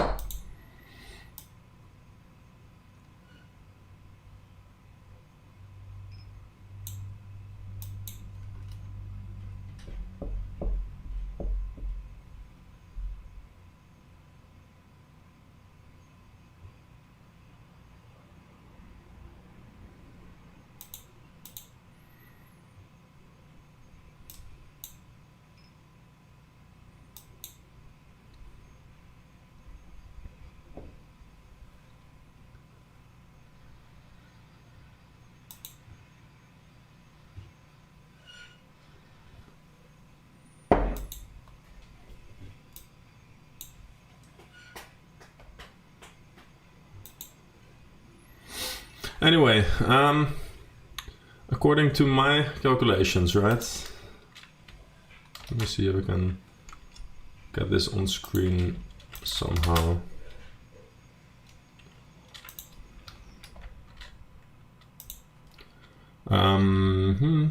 We could call, we could rip it in here. I don't have a very strong opinion. I will roll and make a decision based off of that.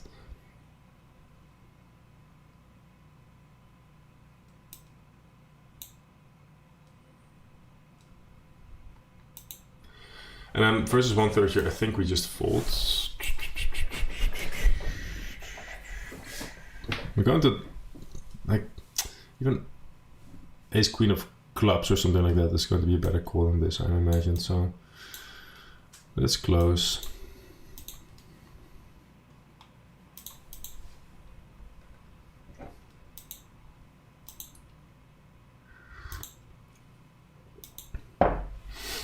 Anyway, per 1 million hands, if with my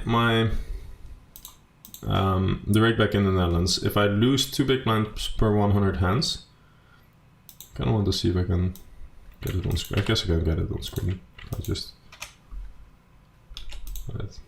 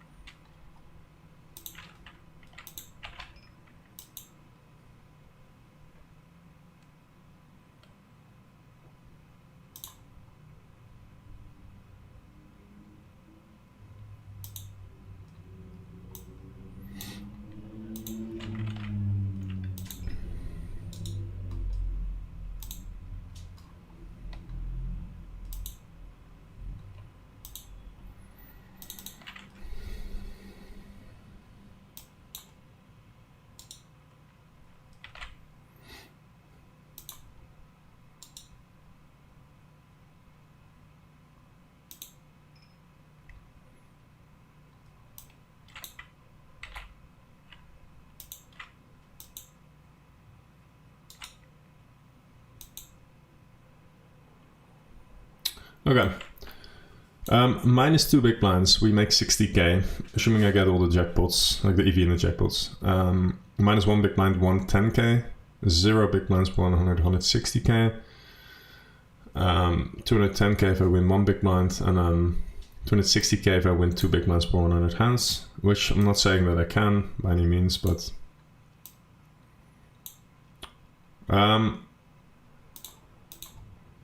here we call.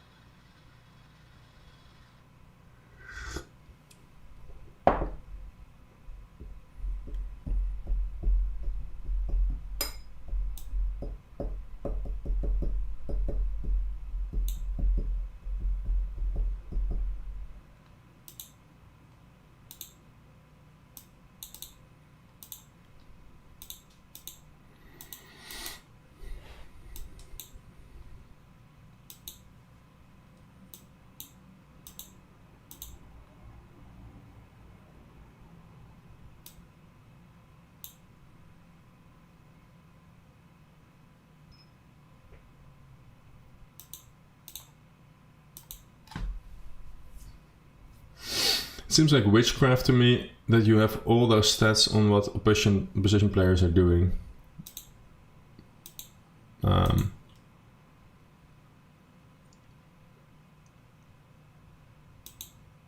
Yeah. Like, I have no idea about, usually not an awful lot, like not a perfect idea of what individual players are doing. But I have a pretty good idea of what different player types might be doing. Right, like if you'd okay. If you think of it like this, right? Like you'd want to make money in the stock market, right? Then information is going to be key in order to beat the market. So yeah, I don't know. Like there's if you like poker and you just want to play poker and have fun, then don't do this stuff, right? Like you just play poker, have fun. Accept that you might win some, you might lose some. Don't have high expectations. Just play once a week with your friends or in a casino or whatever. And if you can miss the amount of money that you might be losing, then it's fine. But if you want to become really good, then to me it doesn't make any sense to not dive really deep into. Basically, if I've got a question, I'm going to answer it. If that makes sense.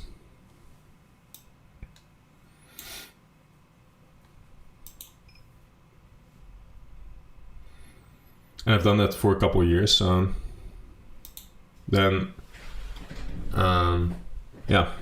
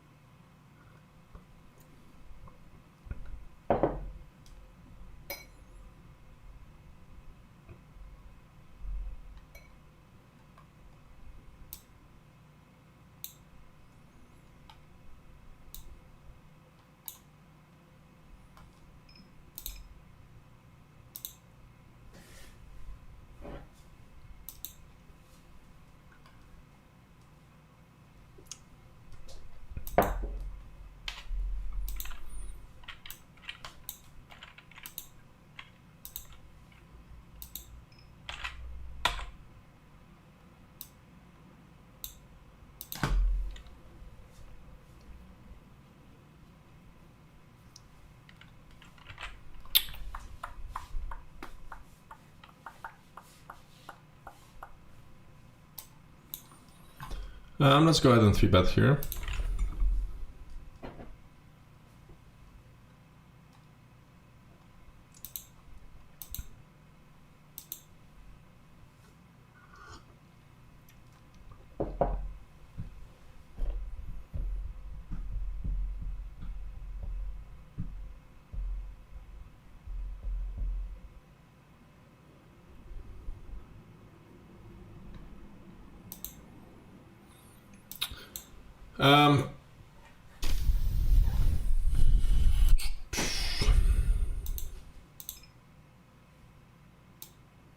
Yeah, I don't know.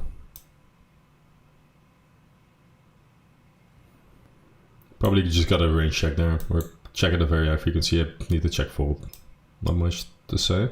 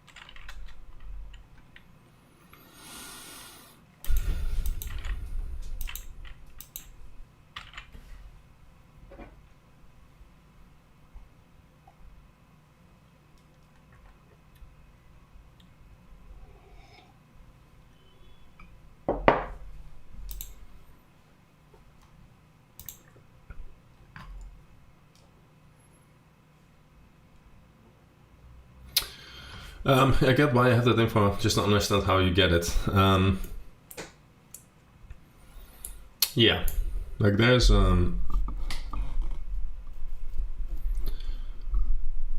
yeah. Basically what you get is you get a large data set and then you do research. Like that's the simplest way to put it. I know that doesn't answer your question, I'm well aware. But yeah, that's basically step one would be acquire a data set. So buy hand histories. And then get some program like hand to node and analyze them.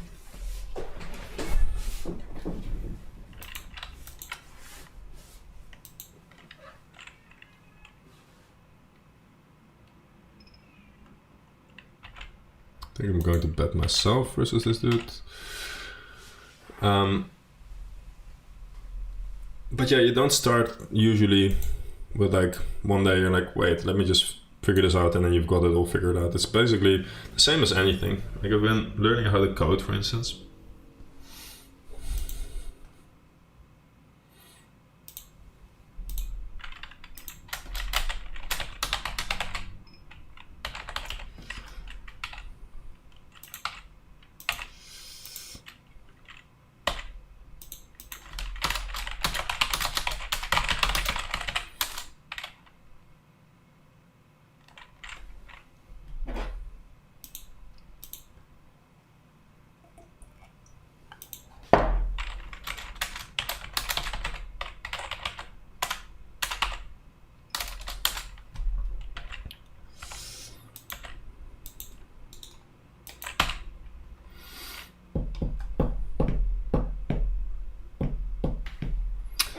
Anyway, so like same thing. Like I've been trying to learn how to vibe code. Now vibe coding itself is not very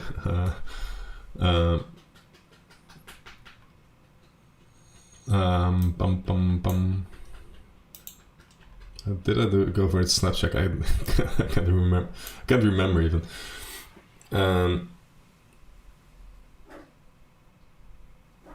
Anyway.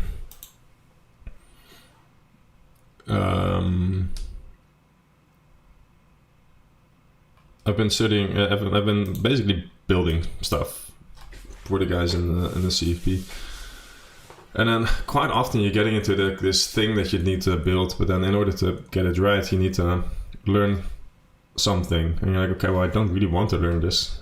This seems like kind of, and then you can't get it immediately done, and so your mind is going like, okay, well, just don't do it then. Like you're in your safe space now. You don't need to do this. Like you're already making money. Blah blah blah. What if you do it and it doesn't really work out anyway? What if you're just spending an entire day working on this nonsense thing? Maybe you shouldn't just do it at all. Maybe you should be doing something else. I'll never be able to figure this out anyway. That's like what poker study is quite often as well.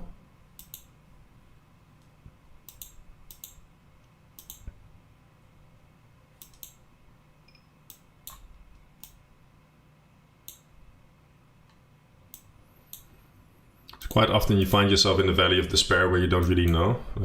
Let me see again.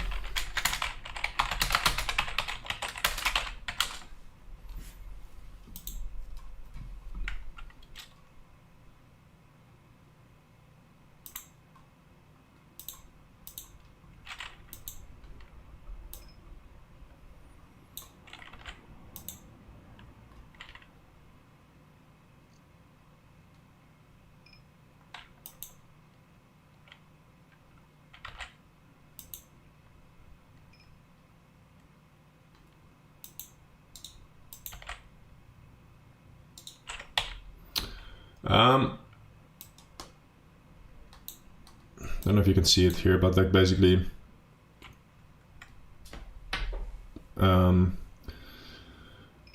you can use this like with like the Dunning-Kruger effect, but you can use this with motivation for things as well. So like in the beginning you've got like the peak motivation, like I'm going to figure this out, that will be fine, and then you get into this valley of despair where you're like, okay, I'll never be able to figure this out, let me just quit. And people quit quite often in that valley of despair. And if you don't, then usually if you push beyond that point, then you can do quite well. Okay, so let me see what happens here.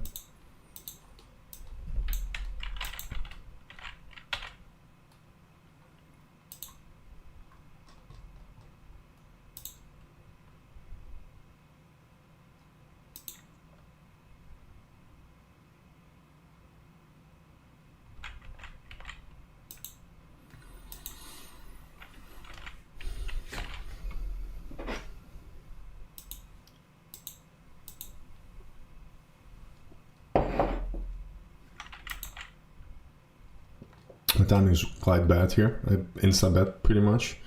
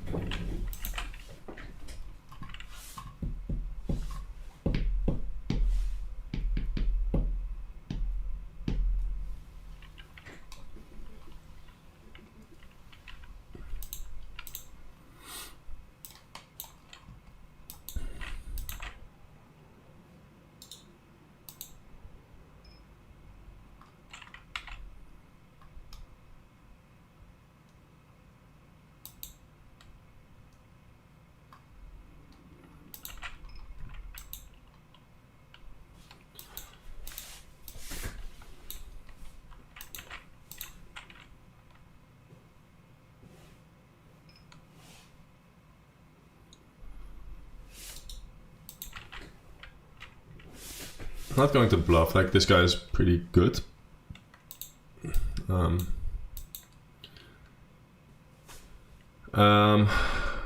Do poker sites sell anonymized hand histories? No, they don't.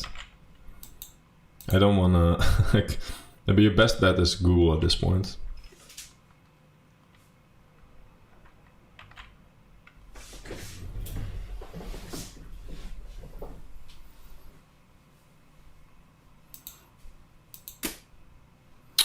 You could also, like, this is the first time I'm shutting my course actually, but I might as well do it. Might not be for you specifically.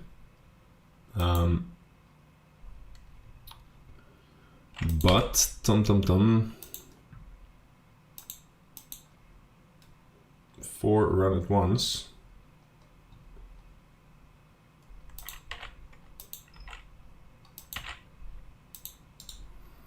I have made this course. Let me see if I can.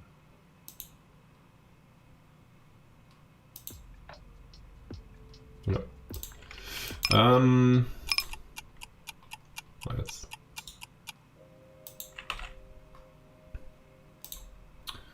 I have made this course where you can find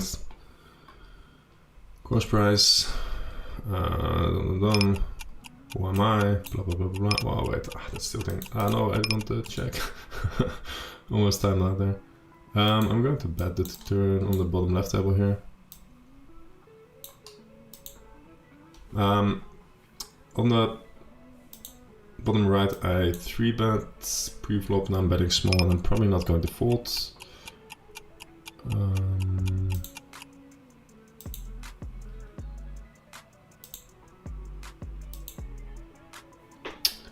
Bottom left is going to be thin on the 10. I think this is going to be pocket pair reasonably often, but yeah.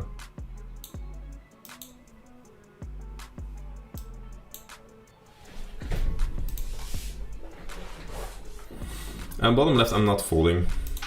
I think, how many hands have we? Yeah, okay, I'm probably not folding. Like, I'm just going to call down.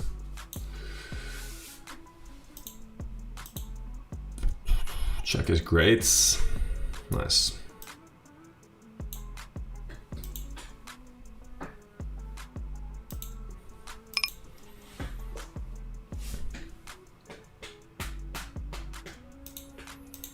But yeah, the course would help you. Where is it? The course would help you with all of this without having to like 80 videos, 16 PDFs with data, 200 flashcards, 1 private Discord community, and 2 bonus PDFs.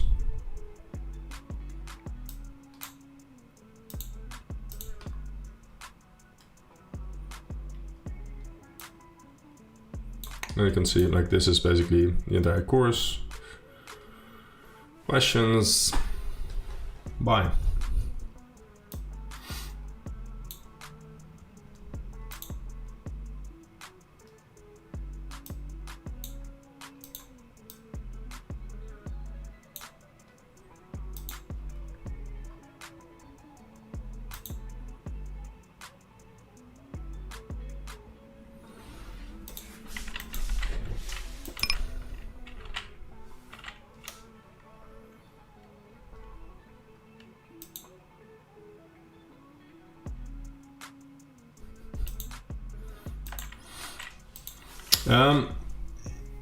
Going to block bet here with range.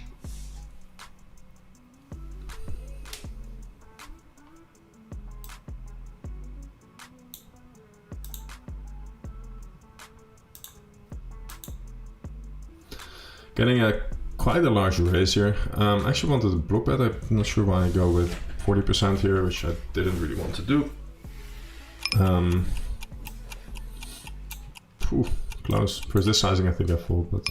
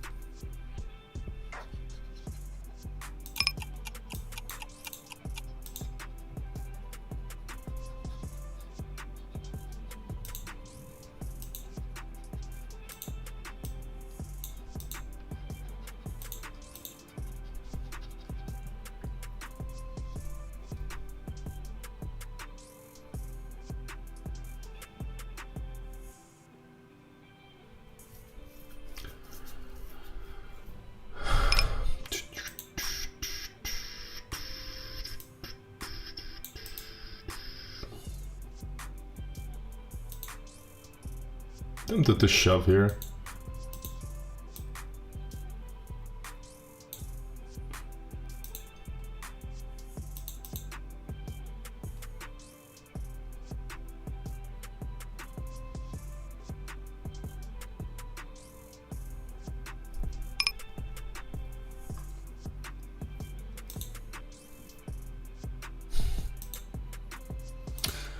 That's fucking nice. I'm really happy with that. Nice. Jesus Christ. I should have just won the tries there. Oh, man! Dude, can we catch a break here? Fucking hell.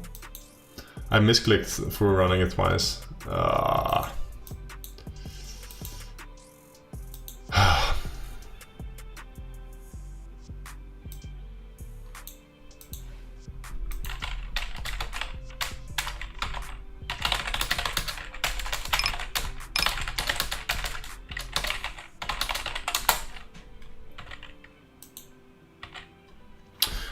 Okay, like, the guy that asked me like an hour ago, 2 hours ago, you have any tips on tilt? This would be one of those moments, right, where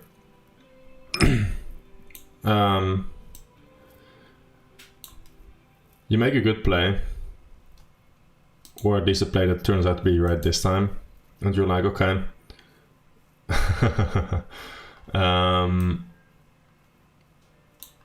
And you get sucked out on, and like, it's somewhat easy for the brain to go into like self-destruction mode, where you'd be like, fuck, see, I should have done. Obviously, when I misclick here for the run at twice, I'm losing an entire stack. Like, even when I make good decisions here, I can't even win. Like, what happens if I just keep making decisions like this and I keep losing? Like, why would I continue to play poker? What if I just keep losing altogether?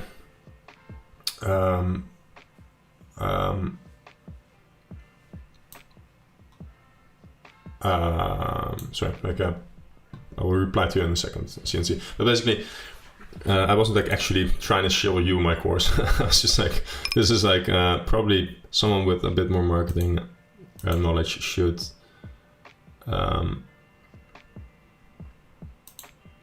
probably would probably tell me to like inject this more. Inject like hey, I made a course, check it out. Anyway,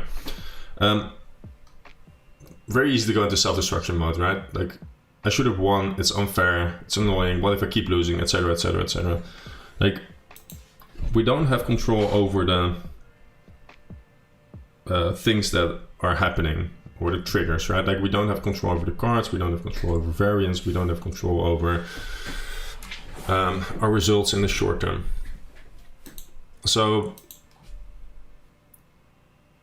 when we deal with something like that, there's usually a struggle for control. Like, we want to control the situation. We feel it's unfair, it's unjust, and therefore we get really mad because something that shouldn't happen, we feel like, is happening to us, and so we get frustrated. I'm going to call here. We can't control the triggers.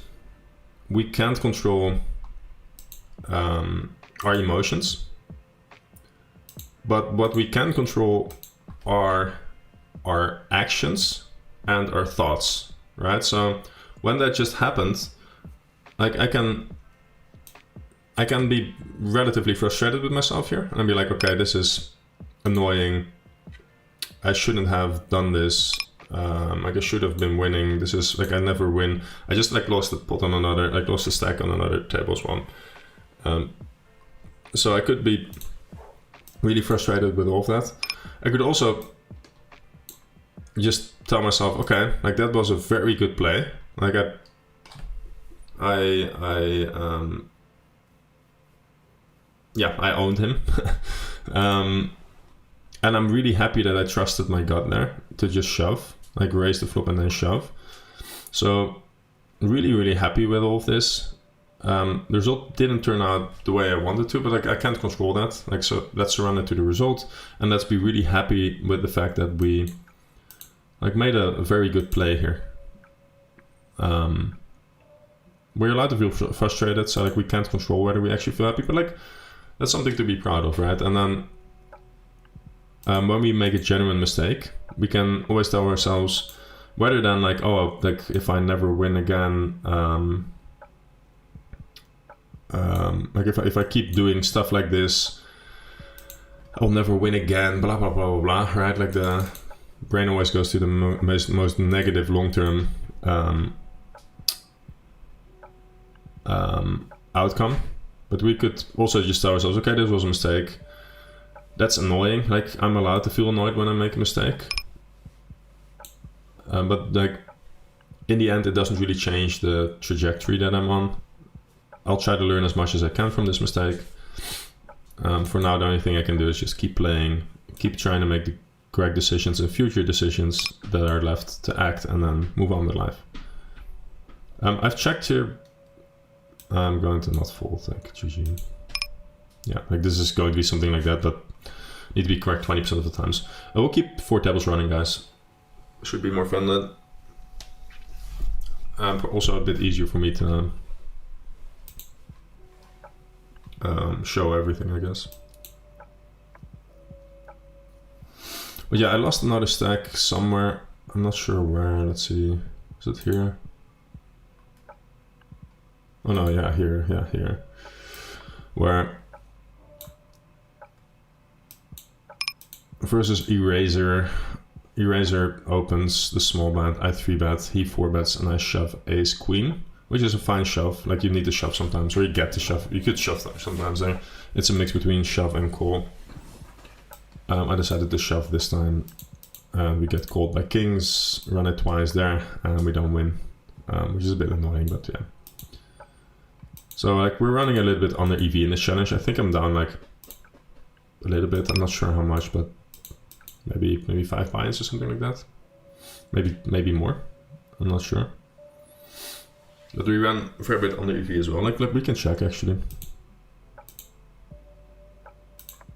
Get like a rough estimate.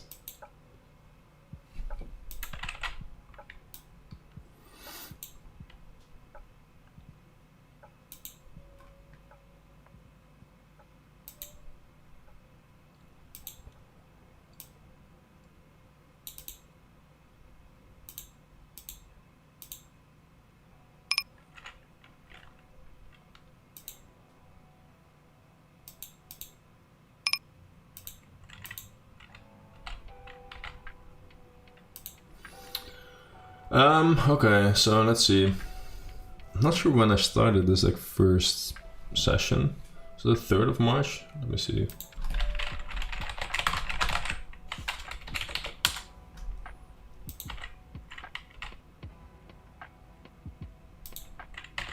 We'll call here.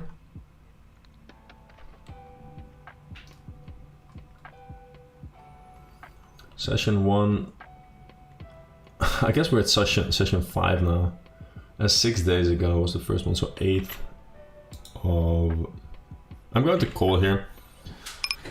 In part because there's a slight chance that I win a jackpot here. Also, I match the suits that are on the board. But this is mostly going to be a fold. It's pretty close, I imagine, but... mostly just a fold, actually.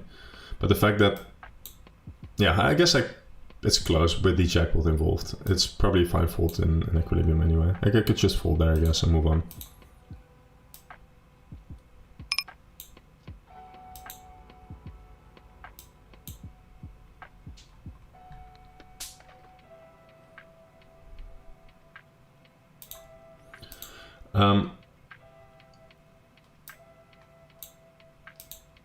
Eighth, we'll call here, I guess, versus 2.5.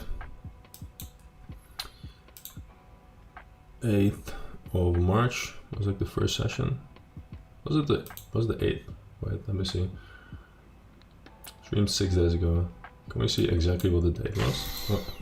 Alright. Ah, I want to hear my own voice. Let's fold. 8th.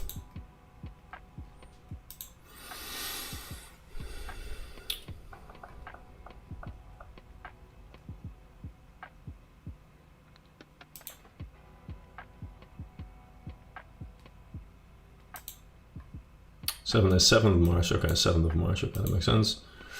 7th of March. So this one, this one, this one, this one, this one, this one. And then 510 shouldn't be part of it because I recorded some for run at once.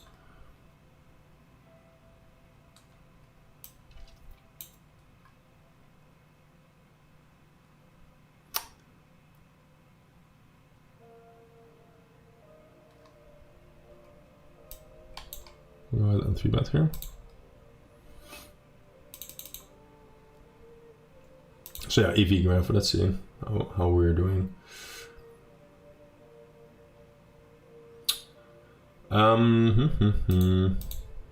Something like this right now. But there's like per 1,000 hands, $400 that we're down as well. So let's say another three buy-ins. Let's say roughly 3 buy-ins. So we're down. Ah, that's annoying. Can I unzoom? We are down 6 buy-ins, roughly, a little bit more. But they're also like a little bit under EV. Anyway, that's how it goes.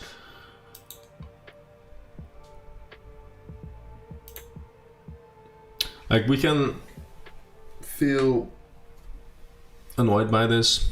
We definitely have some reason to feel that.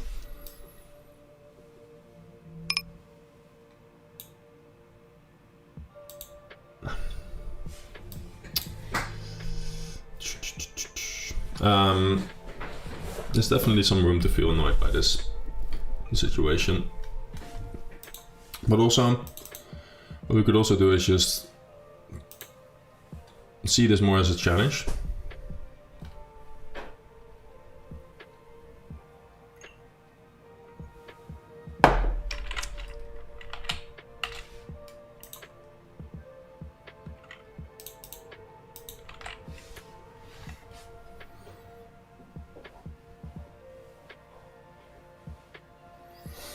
No one knows whether they're making the correct kind of play. What you need is a framework to be getting a reasonable answer. And if you don't know in the end, then you can't know whether you make a good play or not. But this is kind of weird. Like, how many hands? I'm going to fold here because like 40 hands and 11 VPIP, but yeah, that's close. So what you need is learn like a framework that will allow you to determine whether you'd make a mistake or not.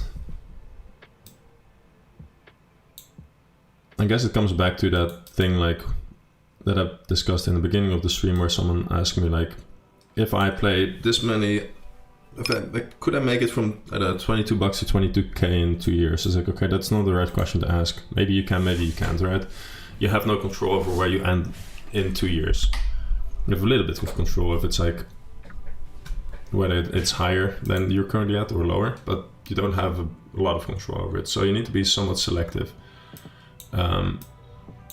with like questions like that, because it doesn't really help you move forward. What you'd want is you'd want to gain an understanding of what would be needed in order to move into the right direction.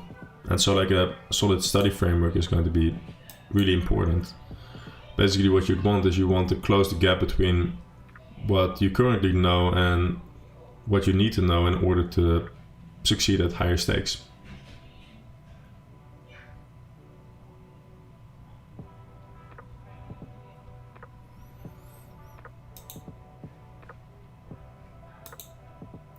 So, simply put, oftentimes you don't have an answer. Let's see, where is the hand? Do I have? No, not sure. I'll try to, like, if we get into, like, we'll try to get into a situation here, and then I'll try to give a more practical example.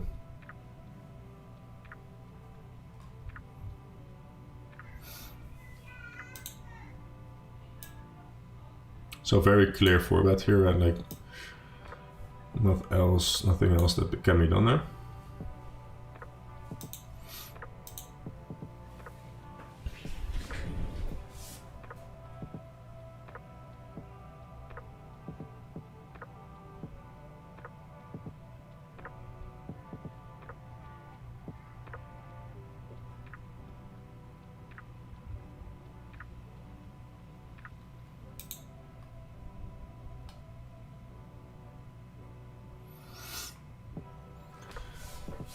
Okay, so let's assume that this is a recreational, right? What kind of mistake would a recreational make?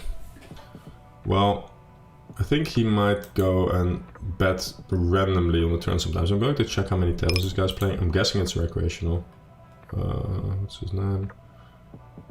OP. Yeah, so I'm going to check back. Spade is not great, but okay.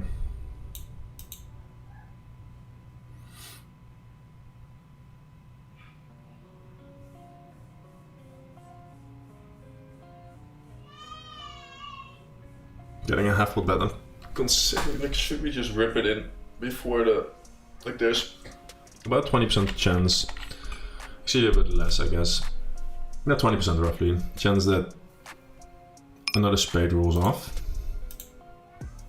That would be annoying because we can't get it in versus an ace anymore.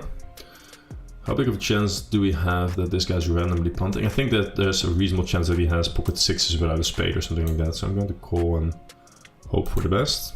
That's a good river.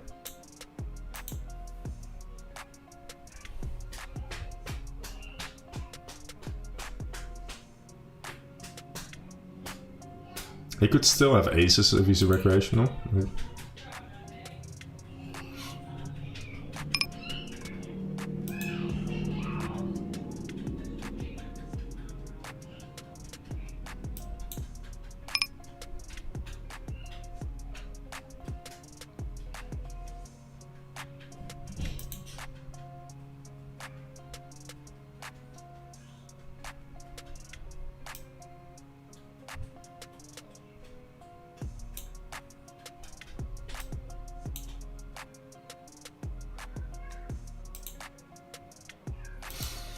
Okay.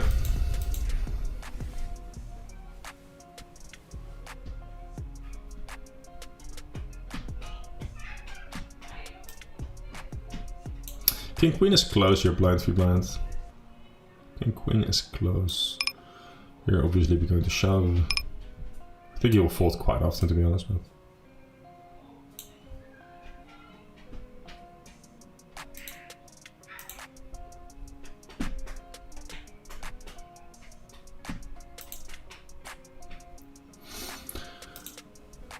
so let's take this one as an example. Like, this is a very basic one. We can find the answer whether we should be calling or folding here, right? This might just be a call, to be honest, out of position, blind v blind. We might just need to call there, even without the backdoors. I think that's probably a call. I think it's a mistake to fold there. So I should be studying spot like this much more often, and then this will be very, very clear to me that this is either call or fold. It might be indifferent. Like, this is probably not a pure fold if I had to guess. Closer to pure call than a pure fold if I had to guess. Could also check raise, right? Because this is not really a sizing that they should be using here, so they just check raise and move on with life. Yeah. And then let's say we would want to check raise here. In order to know if that's good, we can ask ourselves, is he generally overfolding? Is the pool generally overfolding when they bet small here and we check raise? We can find data on that. So like that way we are we are not answering whether this hand in particular in a vacuum is good or bad or whatever. We are more so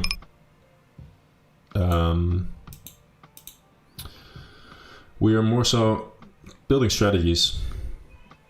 It doesn't really matter if we call or fold here. Most likely it's probably relatively close.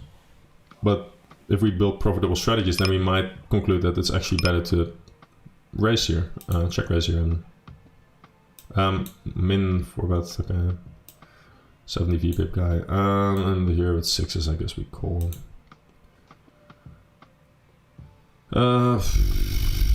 Jesus, 70 VPIP. I'll check like if he's playing multiple tables. If not, I'm just going to call it off. Yeah, I'm going to call it off. It's not great, but it's okay. Yeah.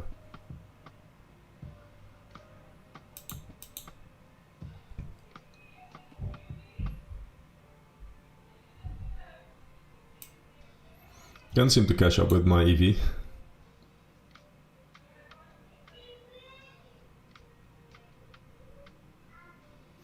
That's okay.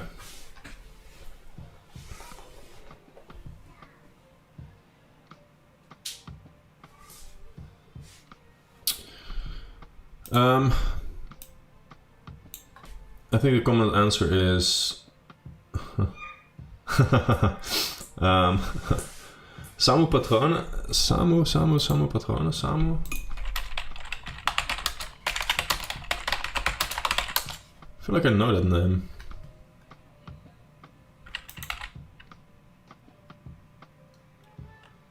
I might be confused here.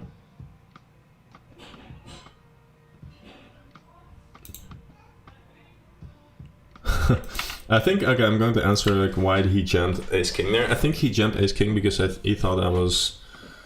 he actually didn't jam, he called the jam, I think. But I think he thought that I wouldn't have any 10x, which is probably reasonable, to be honest. And then I thought, okay, so like... So, sorry, it's an interesting hand. I thought, let's raise. And then I raised and I was like, I'm not going to... After I click raise, I'm thinking, fuck, I don't really have 10x here. Like, why would I raise 10x here? It doesn't make too much sense. He 3-bets, I'm thinking, okay, it doesn't make sense for me to have 10x that raises there. Maybe he thinks that I think the same thing, right? Like, why would I raise 10x there? Like, so we're both excluding 10x from my range, kind of. That's what, at least what it feels like happened there.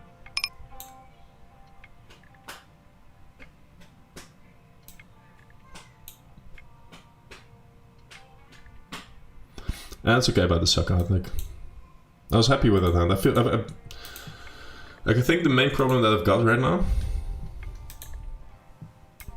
is not getting sucked out on. Like, that's something I don't have control over. I think there's not enough. If you go through the sample of hands that I've played this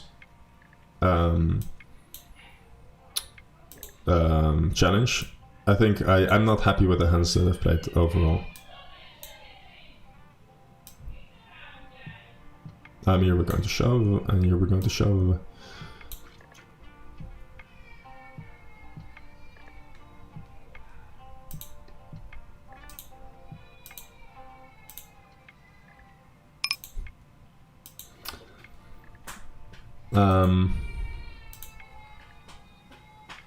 So I'm not happy with the session, like the hands I've played. I've played a bit too, like, don't want to make a mistake on stream, look like a fool mostly.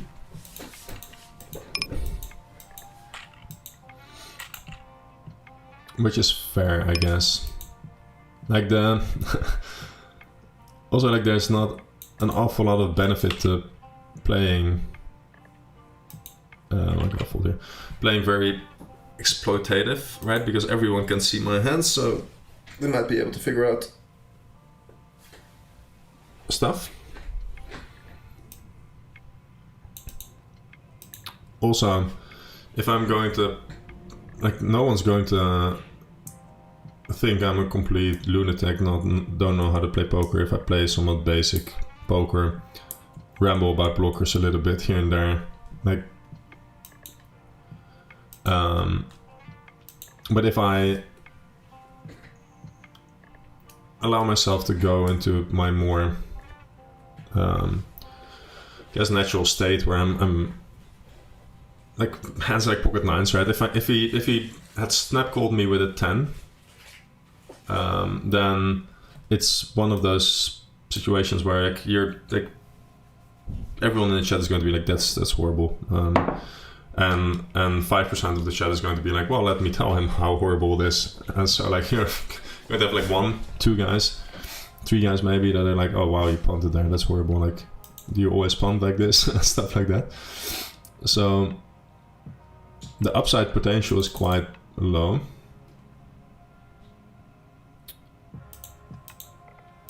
when it comes to that. Other than like I think it will make me more money long term. But yeah, I guess I shouldn't really be a pussy and just make sure that I play my best and then yeah, do what I can.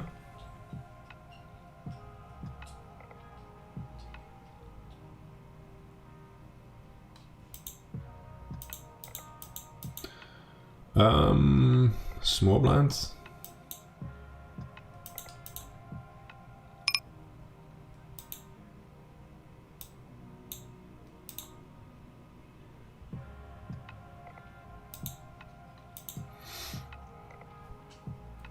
I'm going to check back versus recreational here.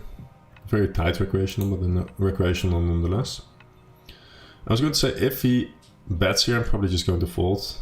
I think recreationals are not going to over bluff here. And he's also very, very tight, so I don't really have any reason. Like, and he might not value bet a king here. Quite likely he's not, so I'm just going to check and actually not feel super thrilled about my odds there. Yeah, see, like I've Samu Patron. I know I recognize the name. Are you that? I might confuse you. Like either you're just like someone that was on in the chat there. What was the guy of the other Finnish dude? You know probably if you're still around. I always forget what his name is, but we probably. I guess he would be playing higher. Ace-3 is going to be a fold here, I think.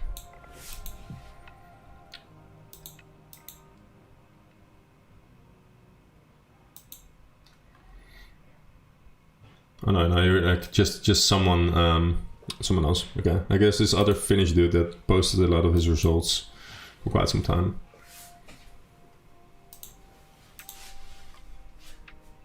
Oh fuck, I didn't realize that there was a guy who was sitting on 16 big mans.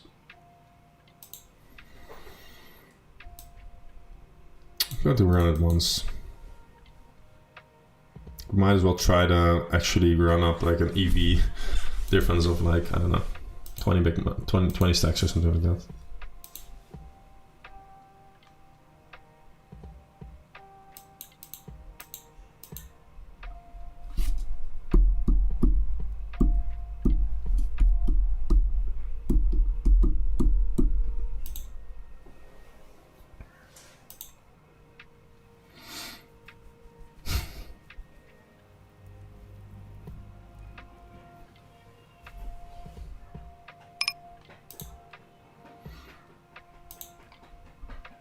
Yeah, it was a cool hand. That's kind of funny. I basically made the mistake of raising the flop, and after raising the flop, I was like, ah, fuck, I'm never going. Like on this texture, I'm never going to raise it. Like, doesn't really make sense for me to have too many pocket jacks, pocket queens that are raising. Also, 10x wouldn't make an awful lot of sense. So now I'm raising a lot of random overcards and stuff like that.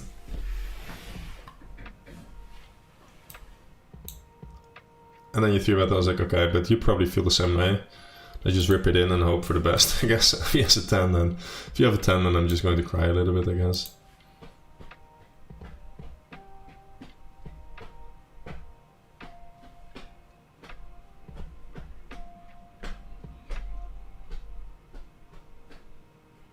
So it's kind of a funny hand because I think I played it worse than you did.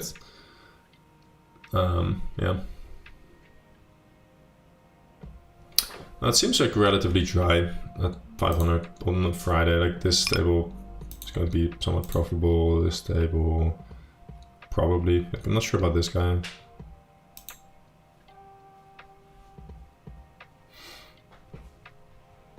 Yeah, we were both semi-full of shit, I guess. That's insta check versus me make big hand.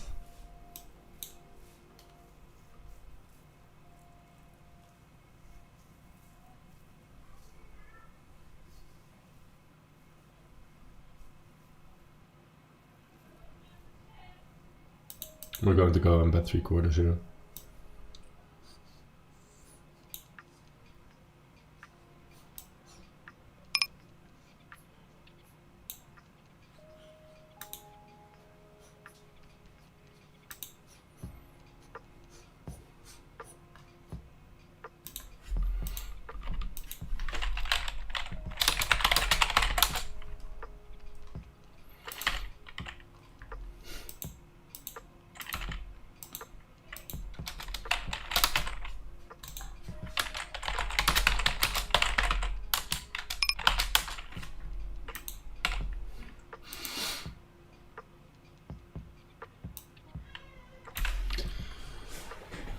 This would depend a lot on whether my tag of him is correct there.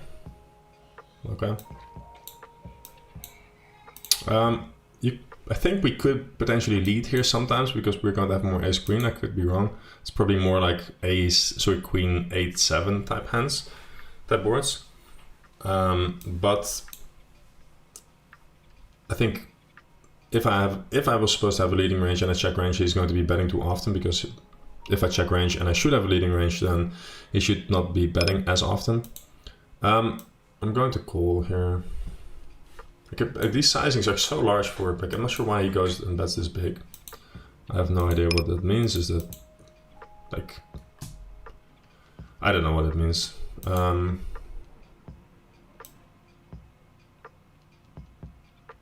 Is it just, I don't know. I guess I should have bet myself. Fuck, I wanted to go for check raise. Check raise doesn't make sense, eh? I don't think it matters too much. Is he going to call pocket tens? Maybe. I guess I should have just bet there. I guess that's like the most. I thought I've got like a reasonable checking opportunity here because I block some checkbacks. Like ace jack, king jack are going to check back, and yeah, but I'm not sure if he's bluffing ace king, which he should be bluffing there, I think. And I don't need a check raising range here because I can't check raise. The SPR is too shallow, so it's kind of a stupid line for me to take.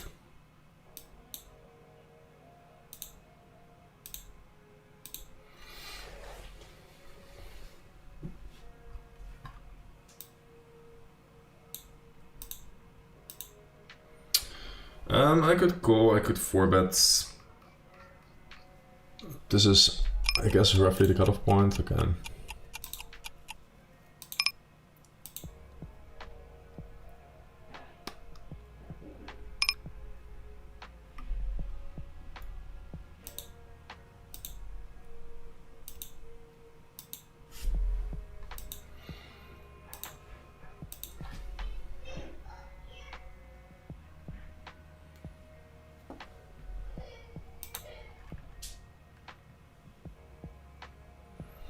I think with the king of spades I got a barrel.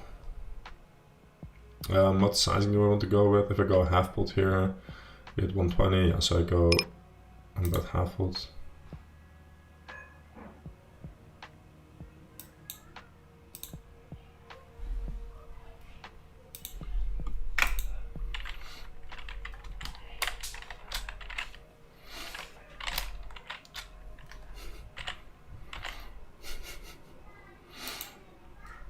Dear Lord, top right here. Like, I was kind of not sure about the turn already with my naked jack there. Fucking hell. Now I want to fold the river.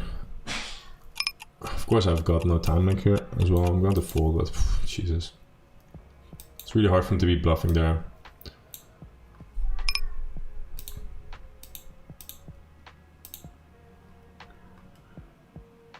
But turn is a fold. Turn is just a fold.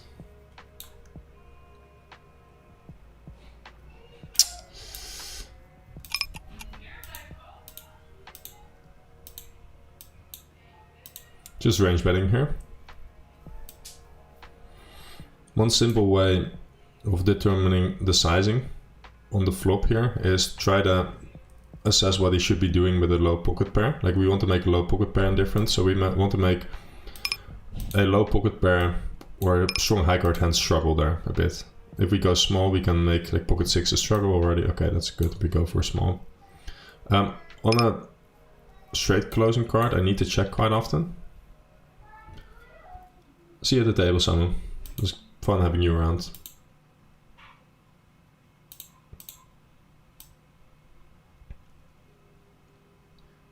I'm going to call here.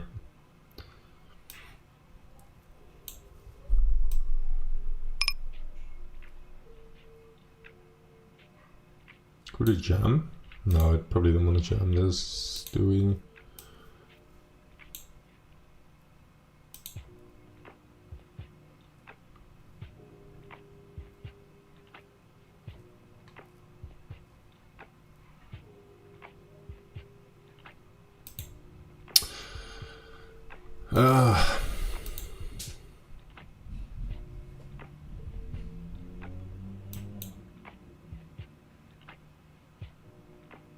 Is this going to be a worse hand than... Like the first question is, do we beat value? Ace King is probably not going to take this line. But could potentially, but close. He needs to find some random hands to bluff though. I'm not sure if this guy will find them. Let's see how many tables he's playing. So annoying. 4 tables. What can we find about him? 2 hands, 6 hands. I have no idea.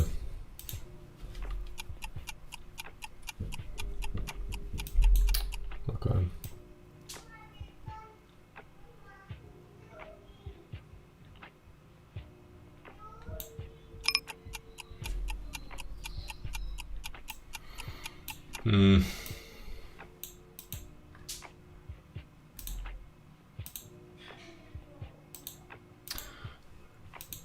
I think this was a good fold.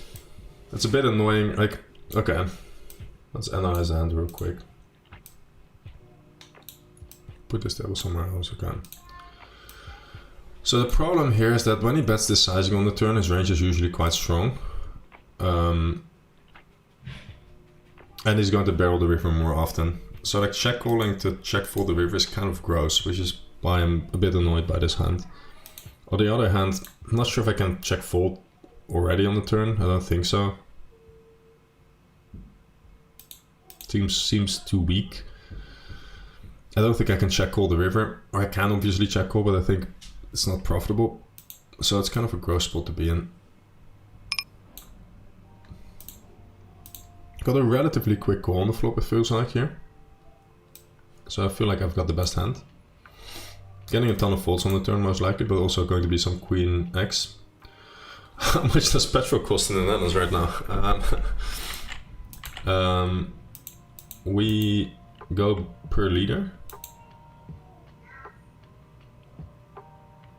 Because we have the metric system. I think you mentioned somewhere you're from Melbourne. I'm not sure actually what system do you have in Melbourne. I'm sorry, in Australia.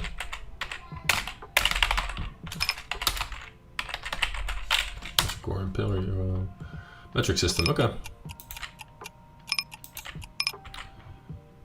Cool. So.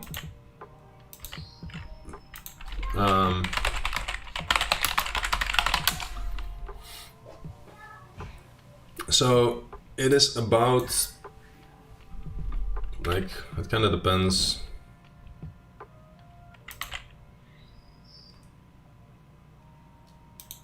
Let's see. 225. So like, what's that? 270 or something like that? 225 euro, 2 USD, 260 for a liter of petrol, which is quite insane. I think in Andorra it was roughly half, if I remember correctly. Like it was really, really little. Let's see what's in Andorra right now.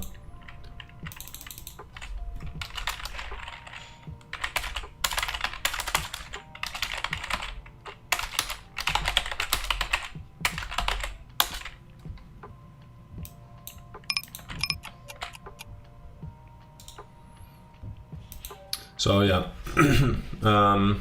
roughly half, like a little bit less, a little bit more than half of that. Yeah.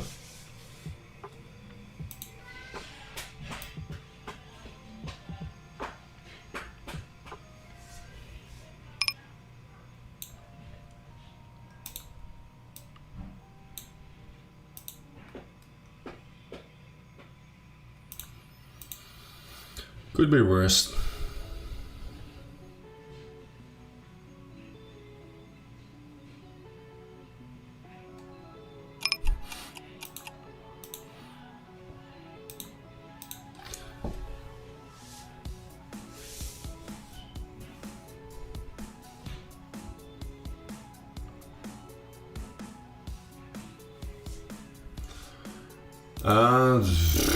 Dear Lord, I feel like I've marked him as a very passive player. I think I'm going to call and call down, but this might have been. I guess like we just get it in. Like there's going to be some pocket sevens, pocket eights. It's annoying, but I have top pair, top kicker. I'm not going to fold. Just want to get it in. Versus some king X occasionally. Mostly this is going to be pocket eights, pocket sevens, ace king, ace queen, king queen. I don't think I want to fold like my hand here. Yeah, pocket eights, pocket sevens. Dear Lord. Like I don't really see how I can get away from this versus recreational. Even if it's a tight recreational. He might have had the best hand, he might have got a slightly worse king. He might occasionally be bluffing randomly, although quite unlikely.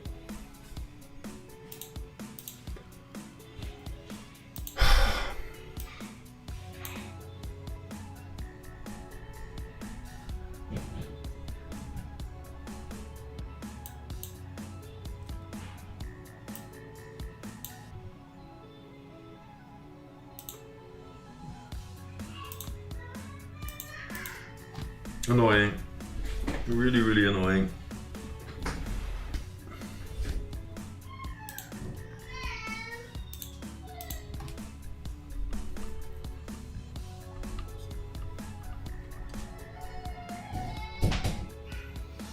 Don't think there's really a way for me to get away from it though. Like when I flop top pair top kicker and he flops a set, it's just like kind of goes in.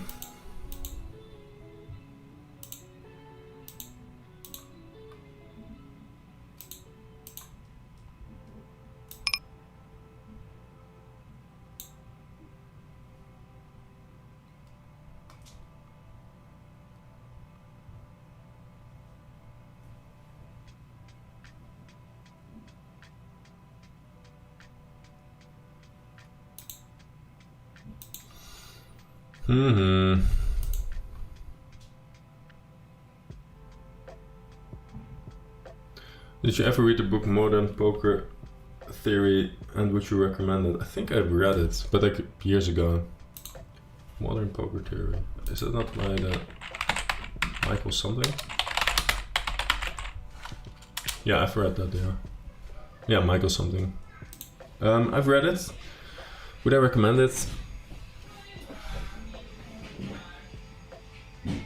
Ooh, would I recommend it?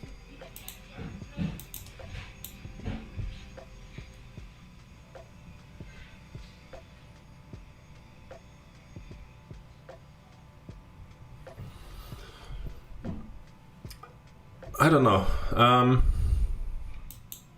I can't remember. It's like, okay.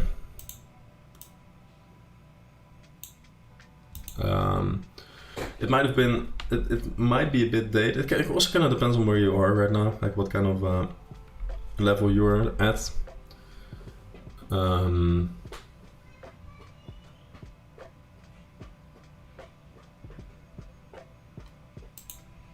Like it's going to be good. It's a good book. I think it's a pretty decent book.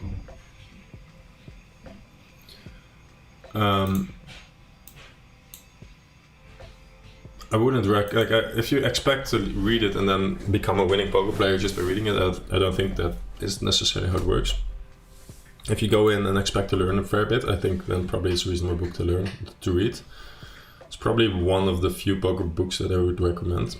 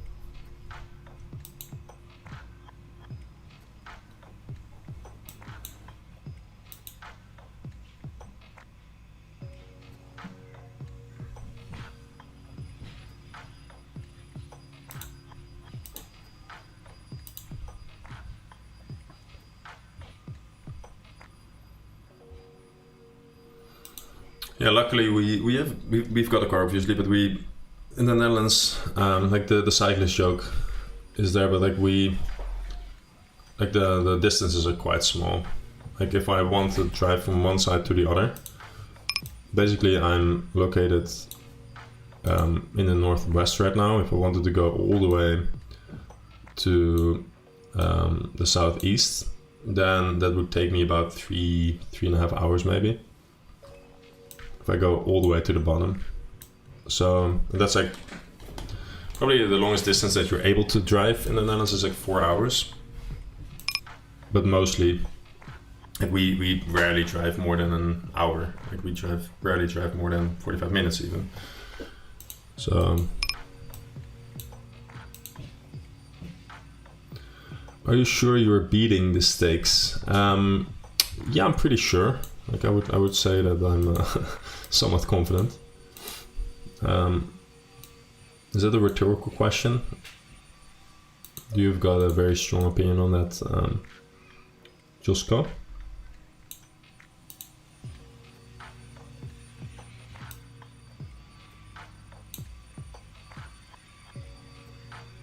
One can never be 100% certain about anything in life, I guess.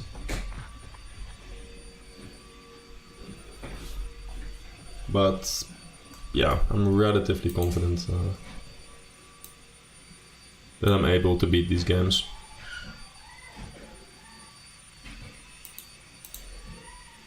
Like,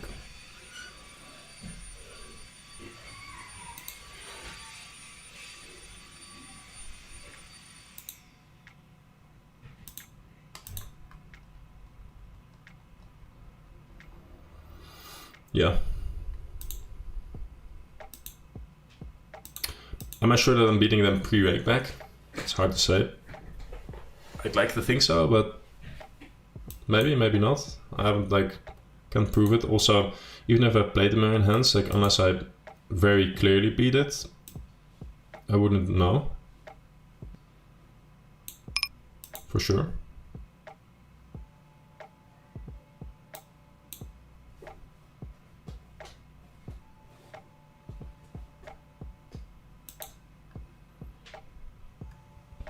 I'm going to barrel any king here, because he's not really check calling too many king X.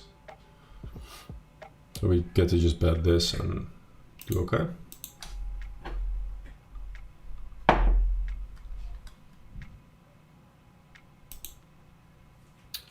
The queen is not great. The queen is not great.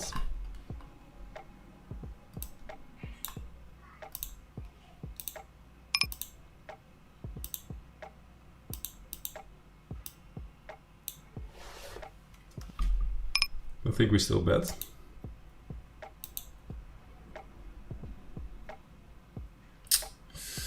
Dear Lord.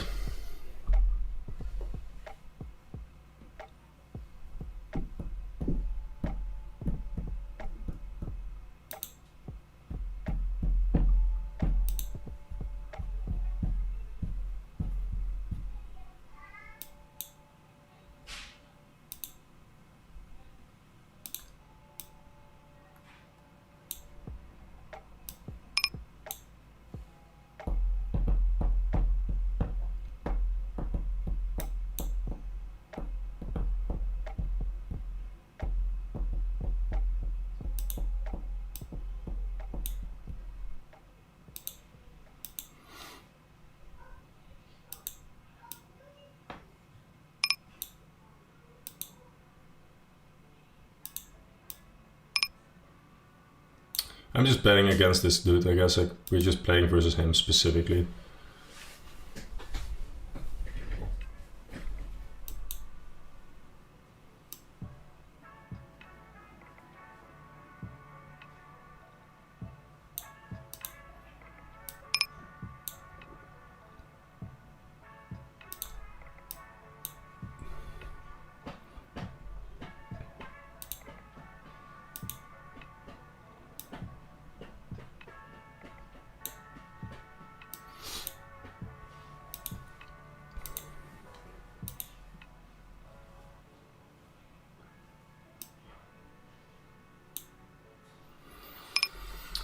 Yeah, annoying, but okay, it is what it is.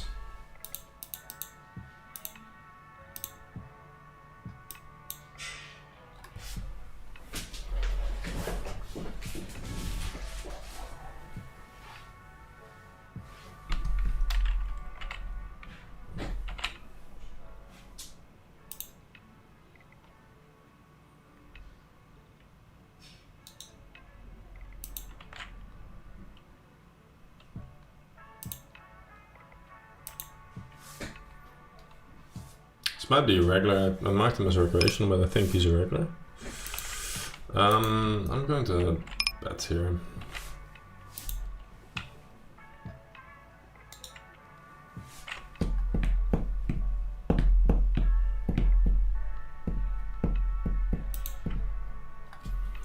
Oh no, that's all good. You're this is fine. I wasn't like sure whether you were being sarcastic or not. I had like a slight sarcastic undertone the way I read it, but might be my bad. Probably my bad.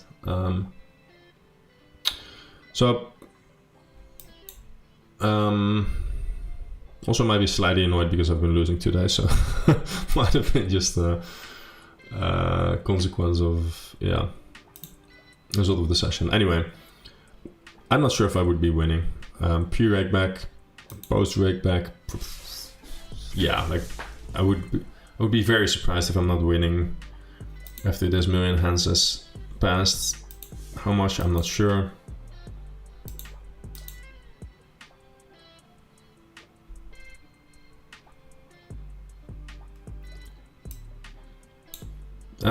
This is a relatively tempting 3-bet because I get to isolate this guy, this person.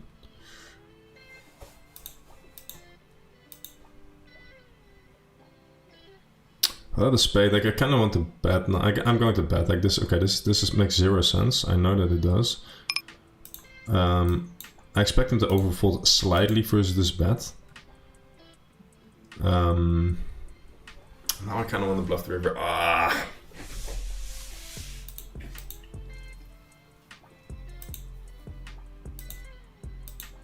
This is a gross spot to be in. Okay.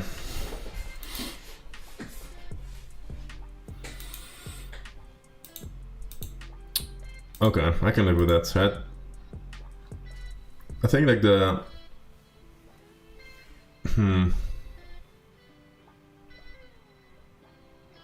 So an interesting hand, like pre-flop is kind of whatever. But I like the idea.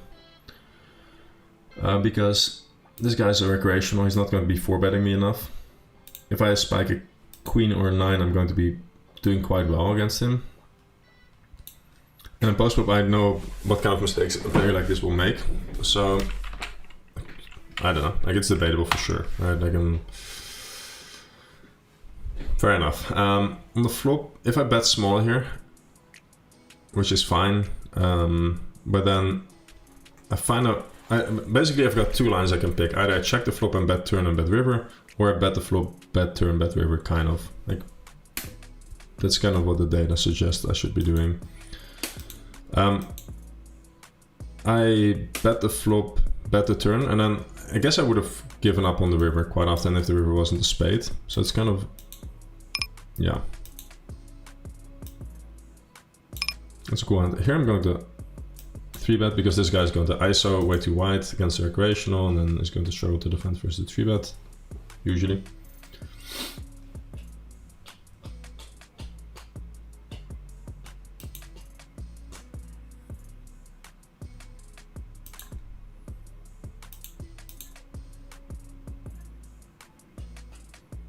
Dear Lord.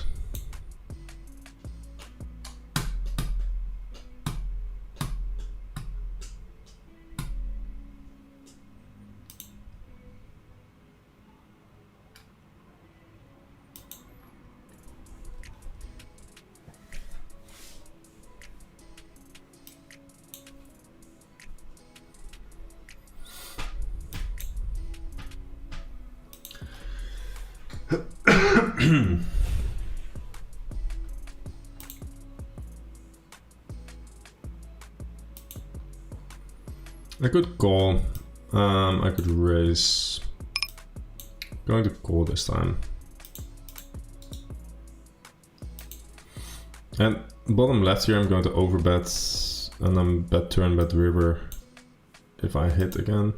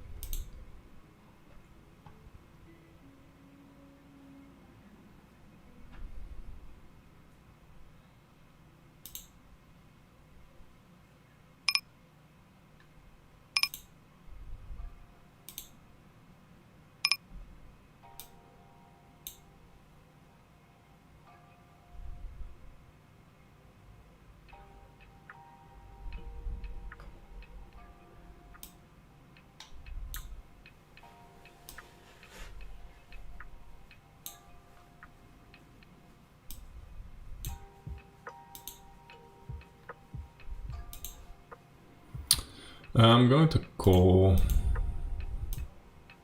something like ace 5 suited. I would shove, like ace 10 suited. I would shove. I think this is a bit more annoying to shove.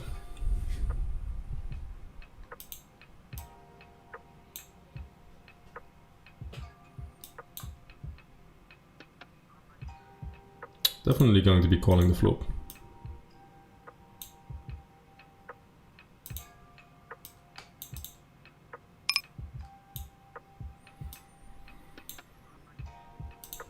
We get a 1 big blind bet on the turn, to which we are going to call.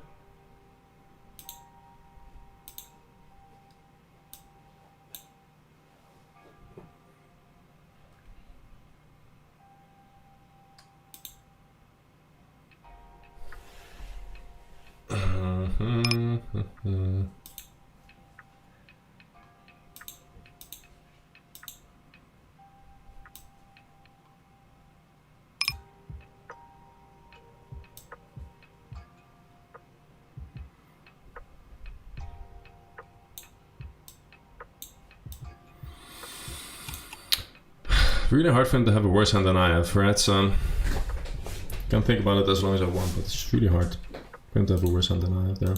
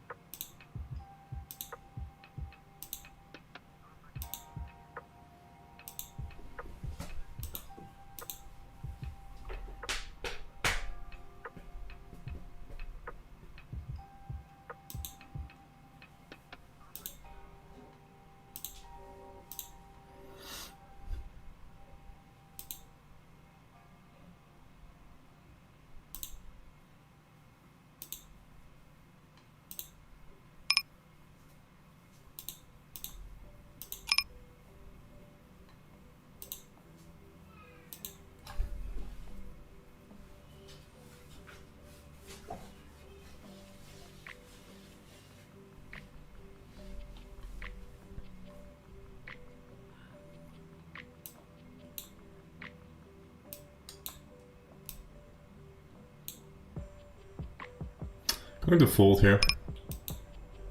when he plays like a 7% raise and very low 3-bet. I retain equity, okay, but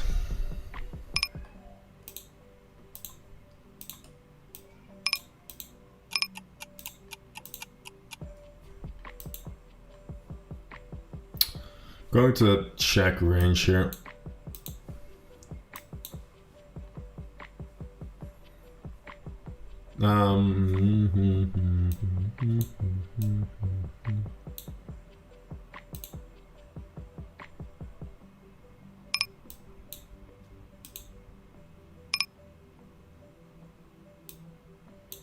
On the turn here, we have a very clear check, I think, again.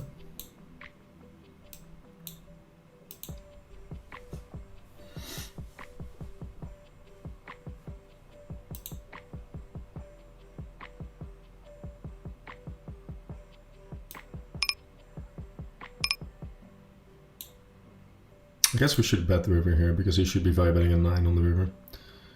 Yeah.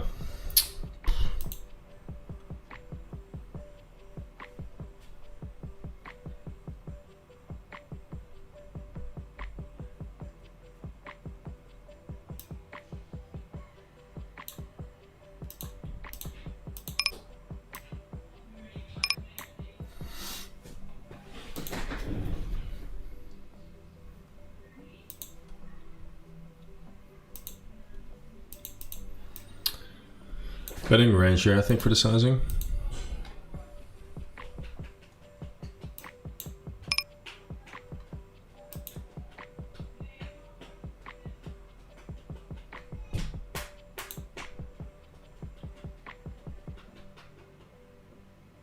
As big blind with Jack 10, you folded on Ace Jack 5 rainbow. If I did, then that was a mistake. 4 minutes ago, Jack 10, let me see. Jack 10 off. Jack 10 off.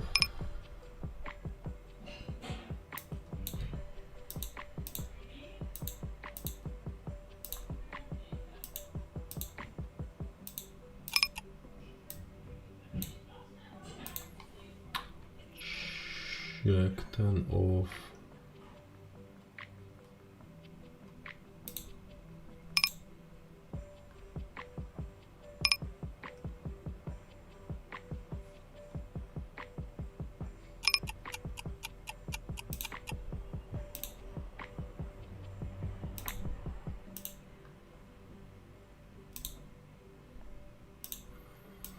Let's see, can I find the Jack 10 offhand where I folded?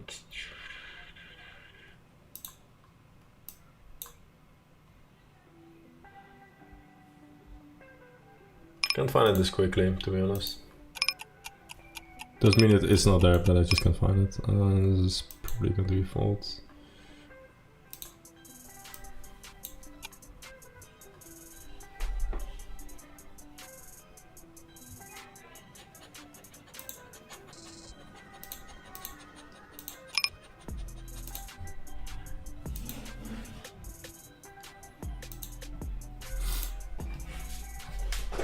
And we're going to check back here.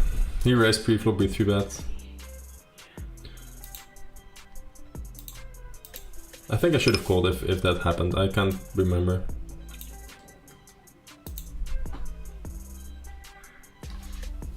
Dude, Jesus, what a day.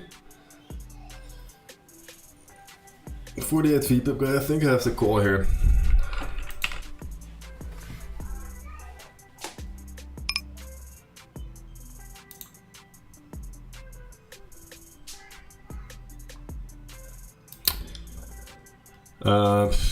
I guess I have to call here. It's kind of annoying, but what can we do?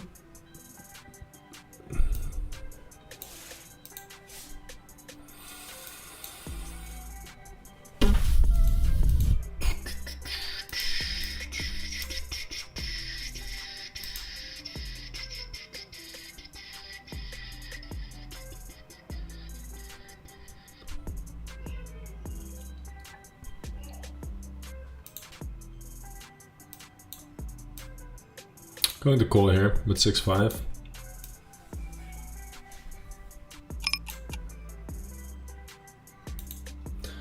Bit annoyed with how the session has been going. I feel like I just every decision I make, I can make the right decision, which is part of the game, but it's annoying nonetheless.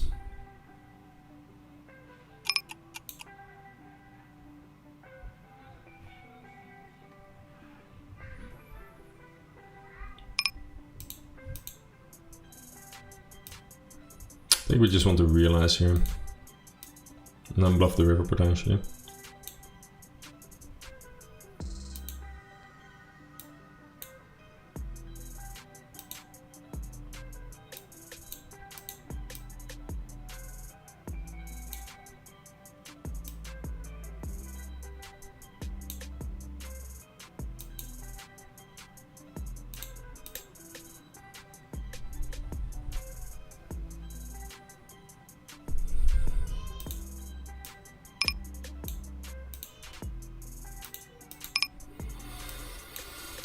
Man.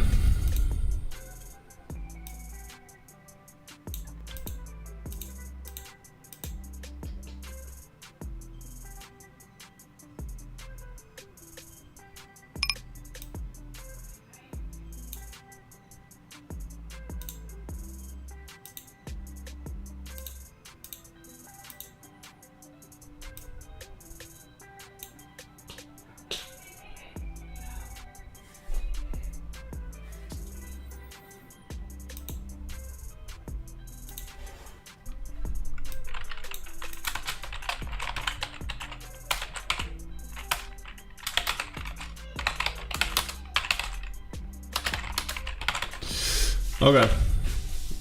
I can see myself, my annoyed face here. I'm not too happy. Oh well.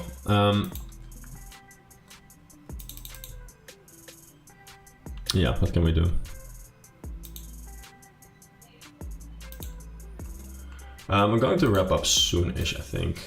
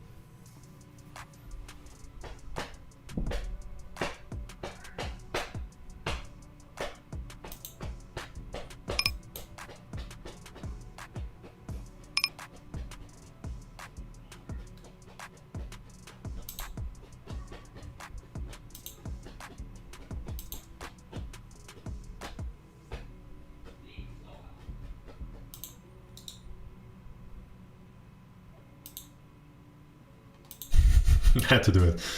I was annoyed by that guy.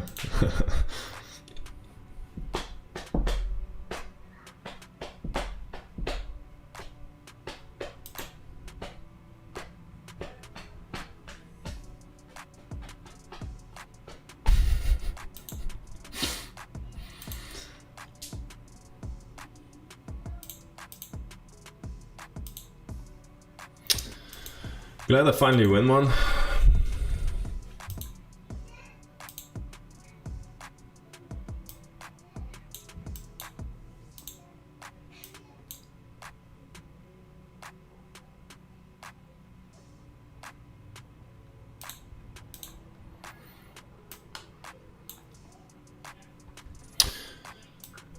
Anyway, kind of a rough session still. I think, yeah, I don't know.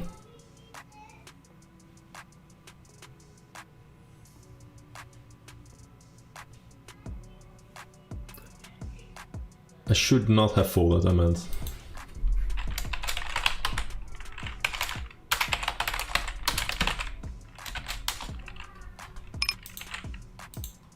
This is way too wide of a 3-bet. Ah, that's for recreational, probably okay, but...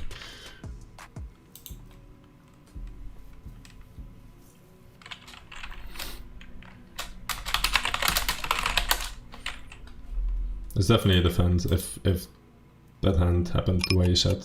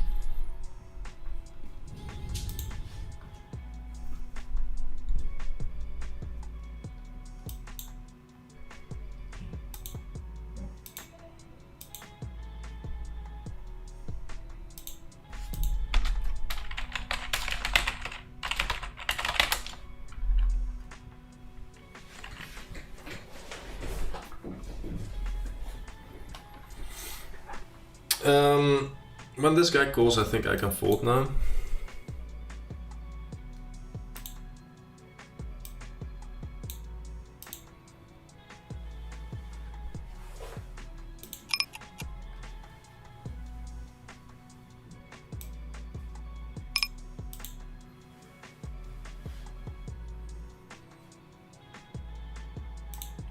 Okay, like, it is what it is, right? Like, we have no control over our short-term results. Barely have any control over long-term results. You just gotta sit down, play, and hope for the best. But it's definitely a bit frustrating.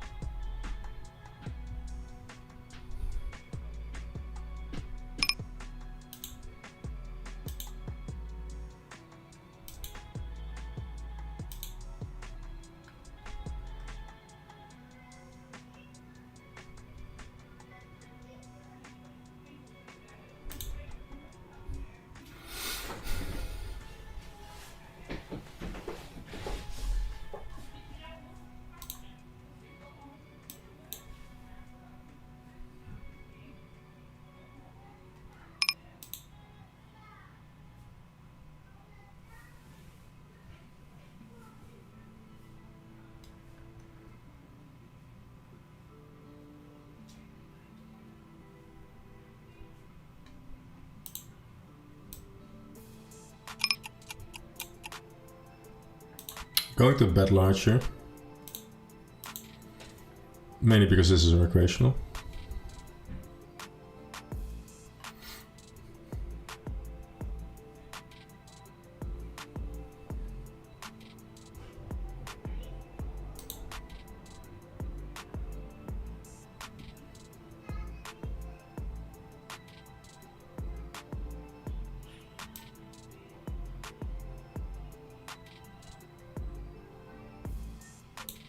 Like, we're pretty on deep here with the recreational, so kind of on the folds. It's close probably.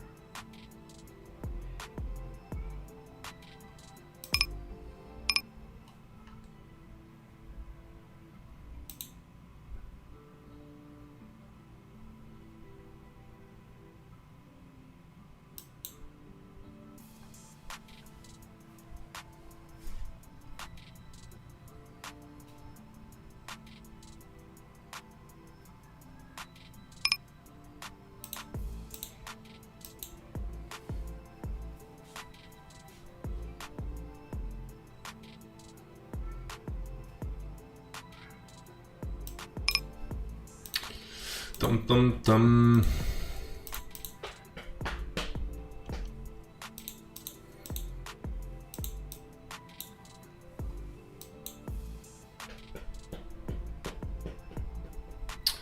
What's the biggest number of big blinds you've had in front of you? That's a good question.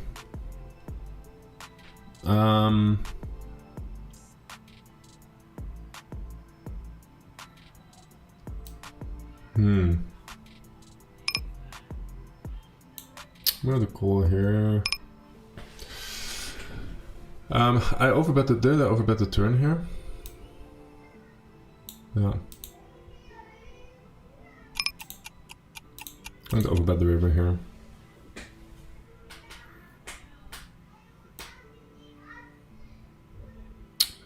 I once was playing on a 10-20 table where there was a wheel playing and he dropped more than 100k at that one table. I'm going to bet half fold here or something like that.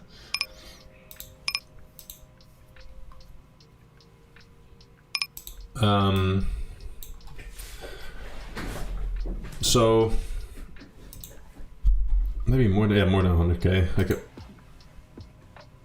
Like everyone at the table was sitting with like at least 5 stacks, but like a lot of them were sitting with 10 stacks and 15 stacks, like somewhere between 20k and 30k. And like this dude would call any bet pre-flop, and then if he hit something random on the flop, he would just run with it.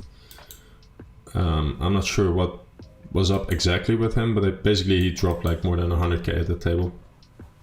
Once, I'm not sure if that was like the biggest amount of big blinds I was ever with.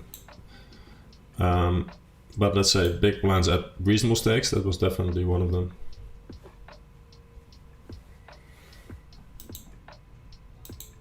I think we just bet here, and if he has spades, he's going to shove, I'm going to fold. I don't think I can do anything. I could probably check. I could check back here. Like that's somewhat reasonable on the flush closing river, I guess.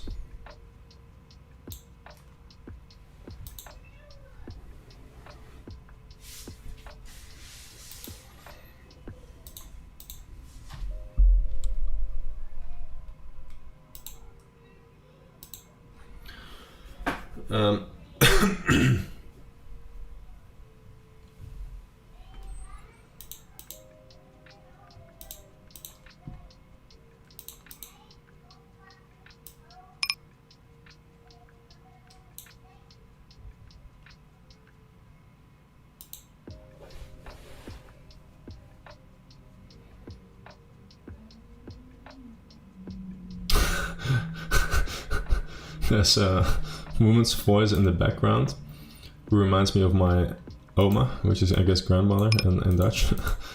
I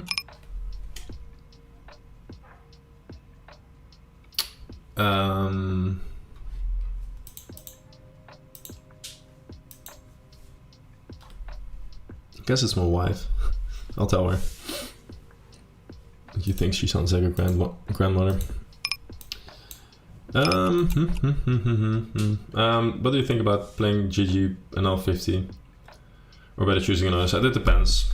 I would probably, if I was playing lower, I would probably just play on a side where you win pre-rake back. I really dislike the very low rake back. Wait, is he on the big blind? I'm going to call here. I'm not super thrilled about it, but okay.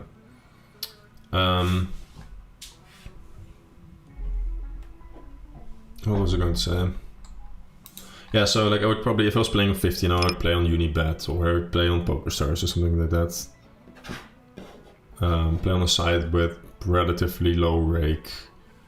I'm not sure how big of a difference it is between. Wait, give me a second. Wat Patrick? Hé? Onderweg? Oh, ik zou even, sorry, ik zit zelf te streamen, dus ik heb het niet gehoord. Ik roep Hilde even, goed? Oké, hoi hoi. Let me scream to my wife, audio input. Just like, Jesus, I don't wanna scream, but I'm not sure how, oh yeah, wait, I can do it.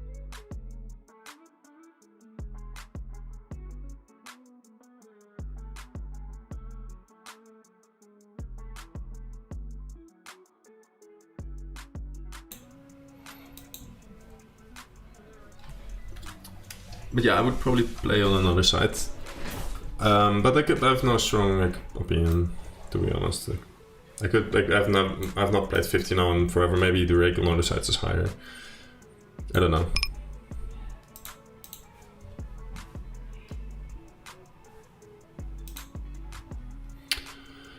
I'm not entirely sure. I'm going to wrap up. My mom is here. Shout out to my mom. Let's see how we are doing. So we are down a little bit, I guess. I guess we'll do a graph. Like we'll end the session with a graph. We'll have to make a new database on hunter nodes.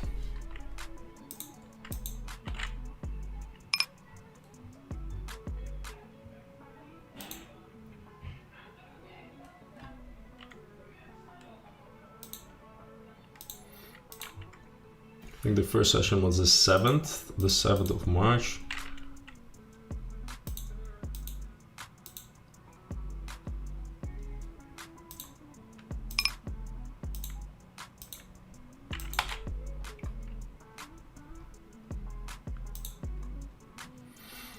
And then we got out the 1K hands that I played for a video.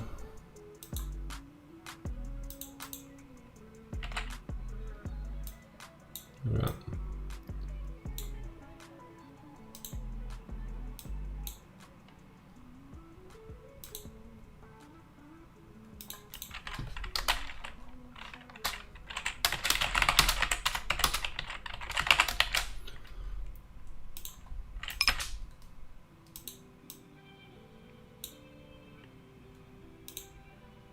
Okay.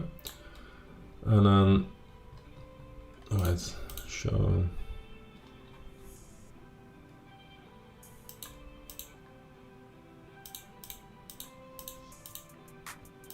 Okay. And then we've got the, okay, these ones we remove.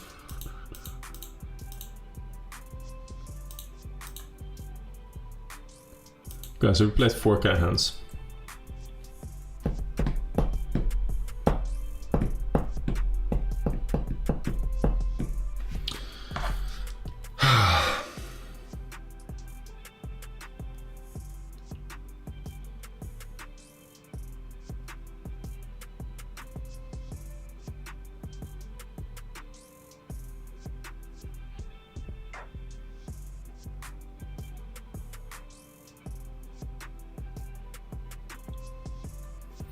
Let's see, downloads. Is it already downloaded? Yeah, okay.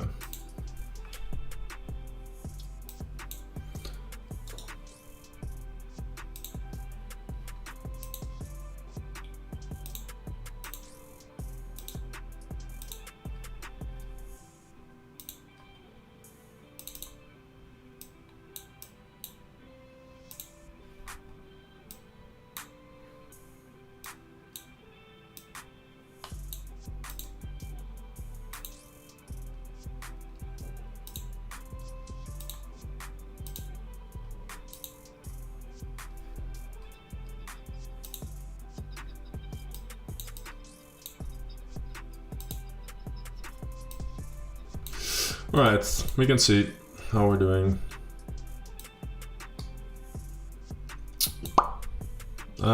7 lines down. EV-wise, we're still down quite a bit. Yeah.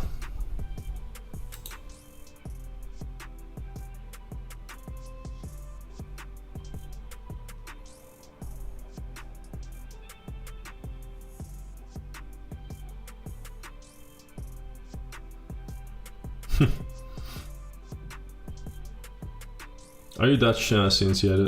I thought you were from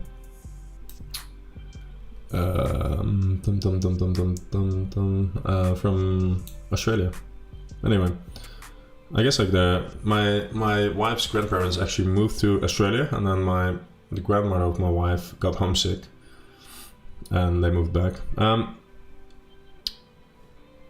Yeah, relatively nitty, I guess, the sample. I should look one, so flop is very low. But could be variance still, but yeah, this is not great. We'll have to do better next time. But okay, this is life. What can we do? Just have to work hard and try to improve it.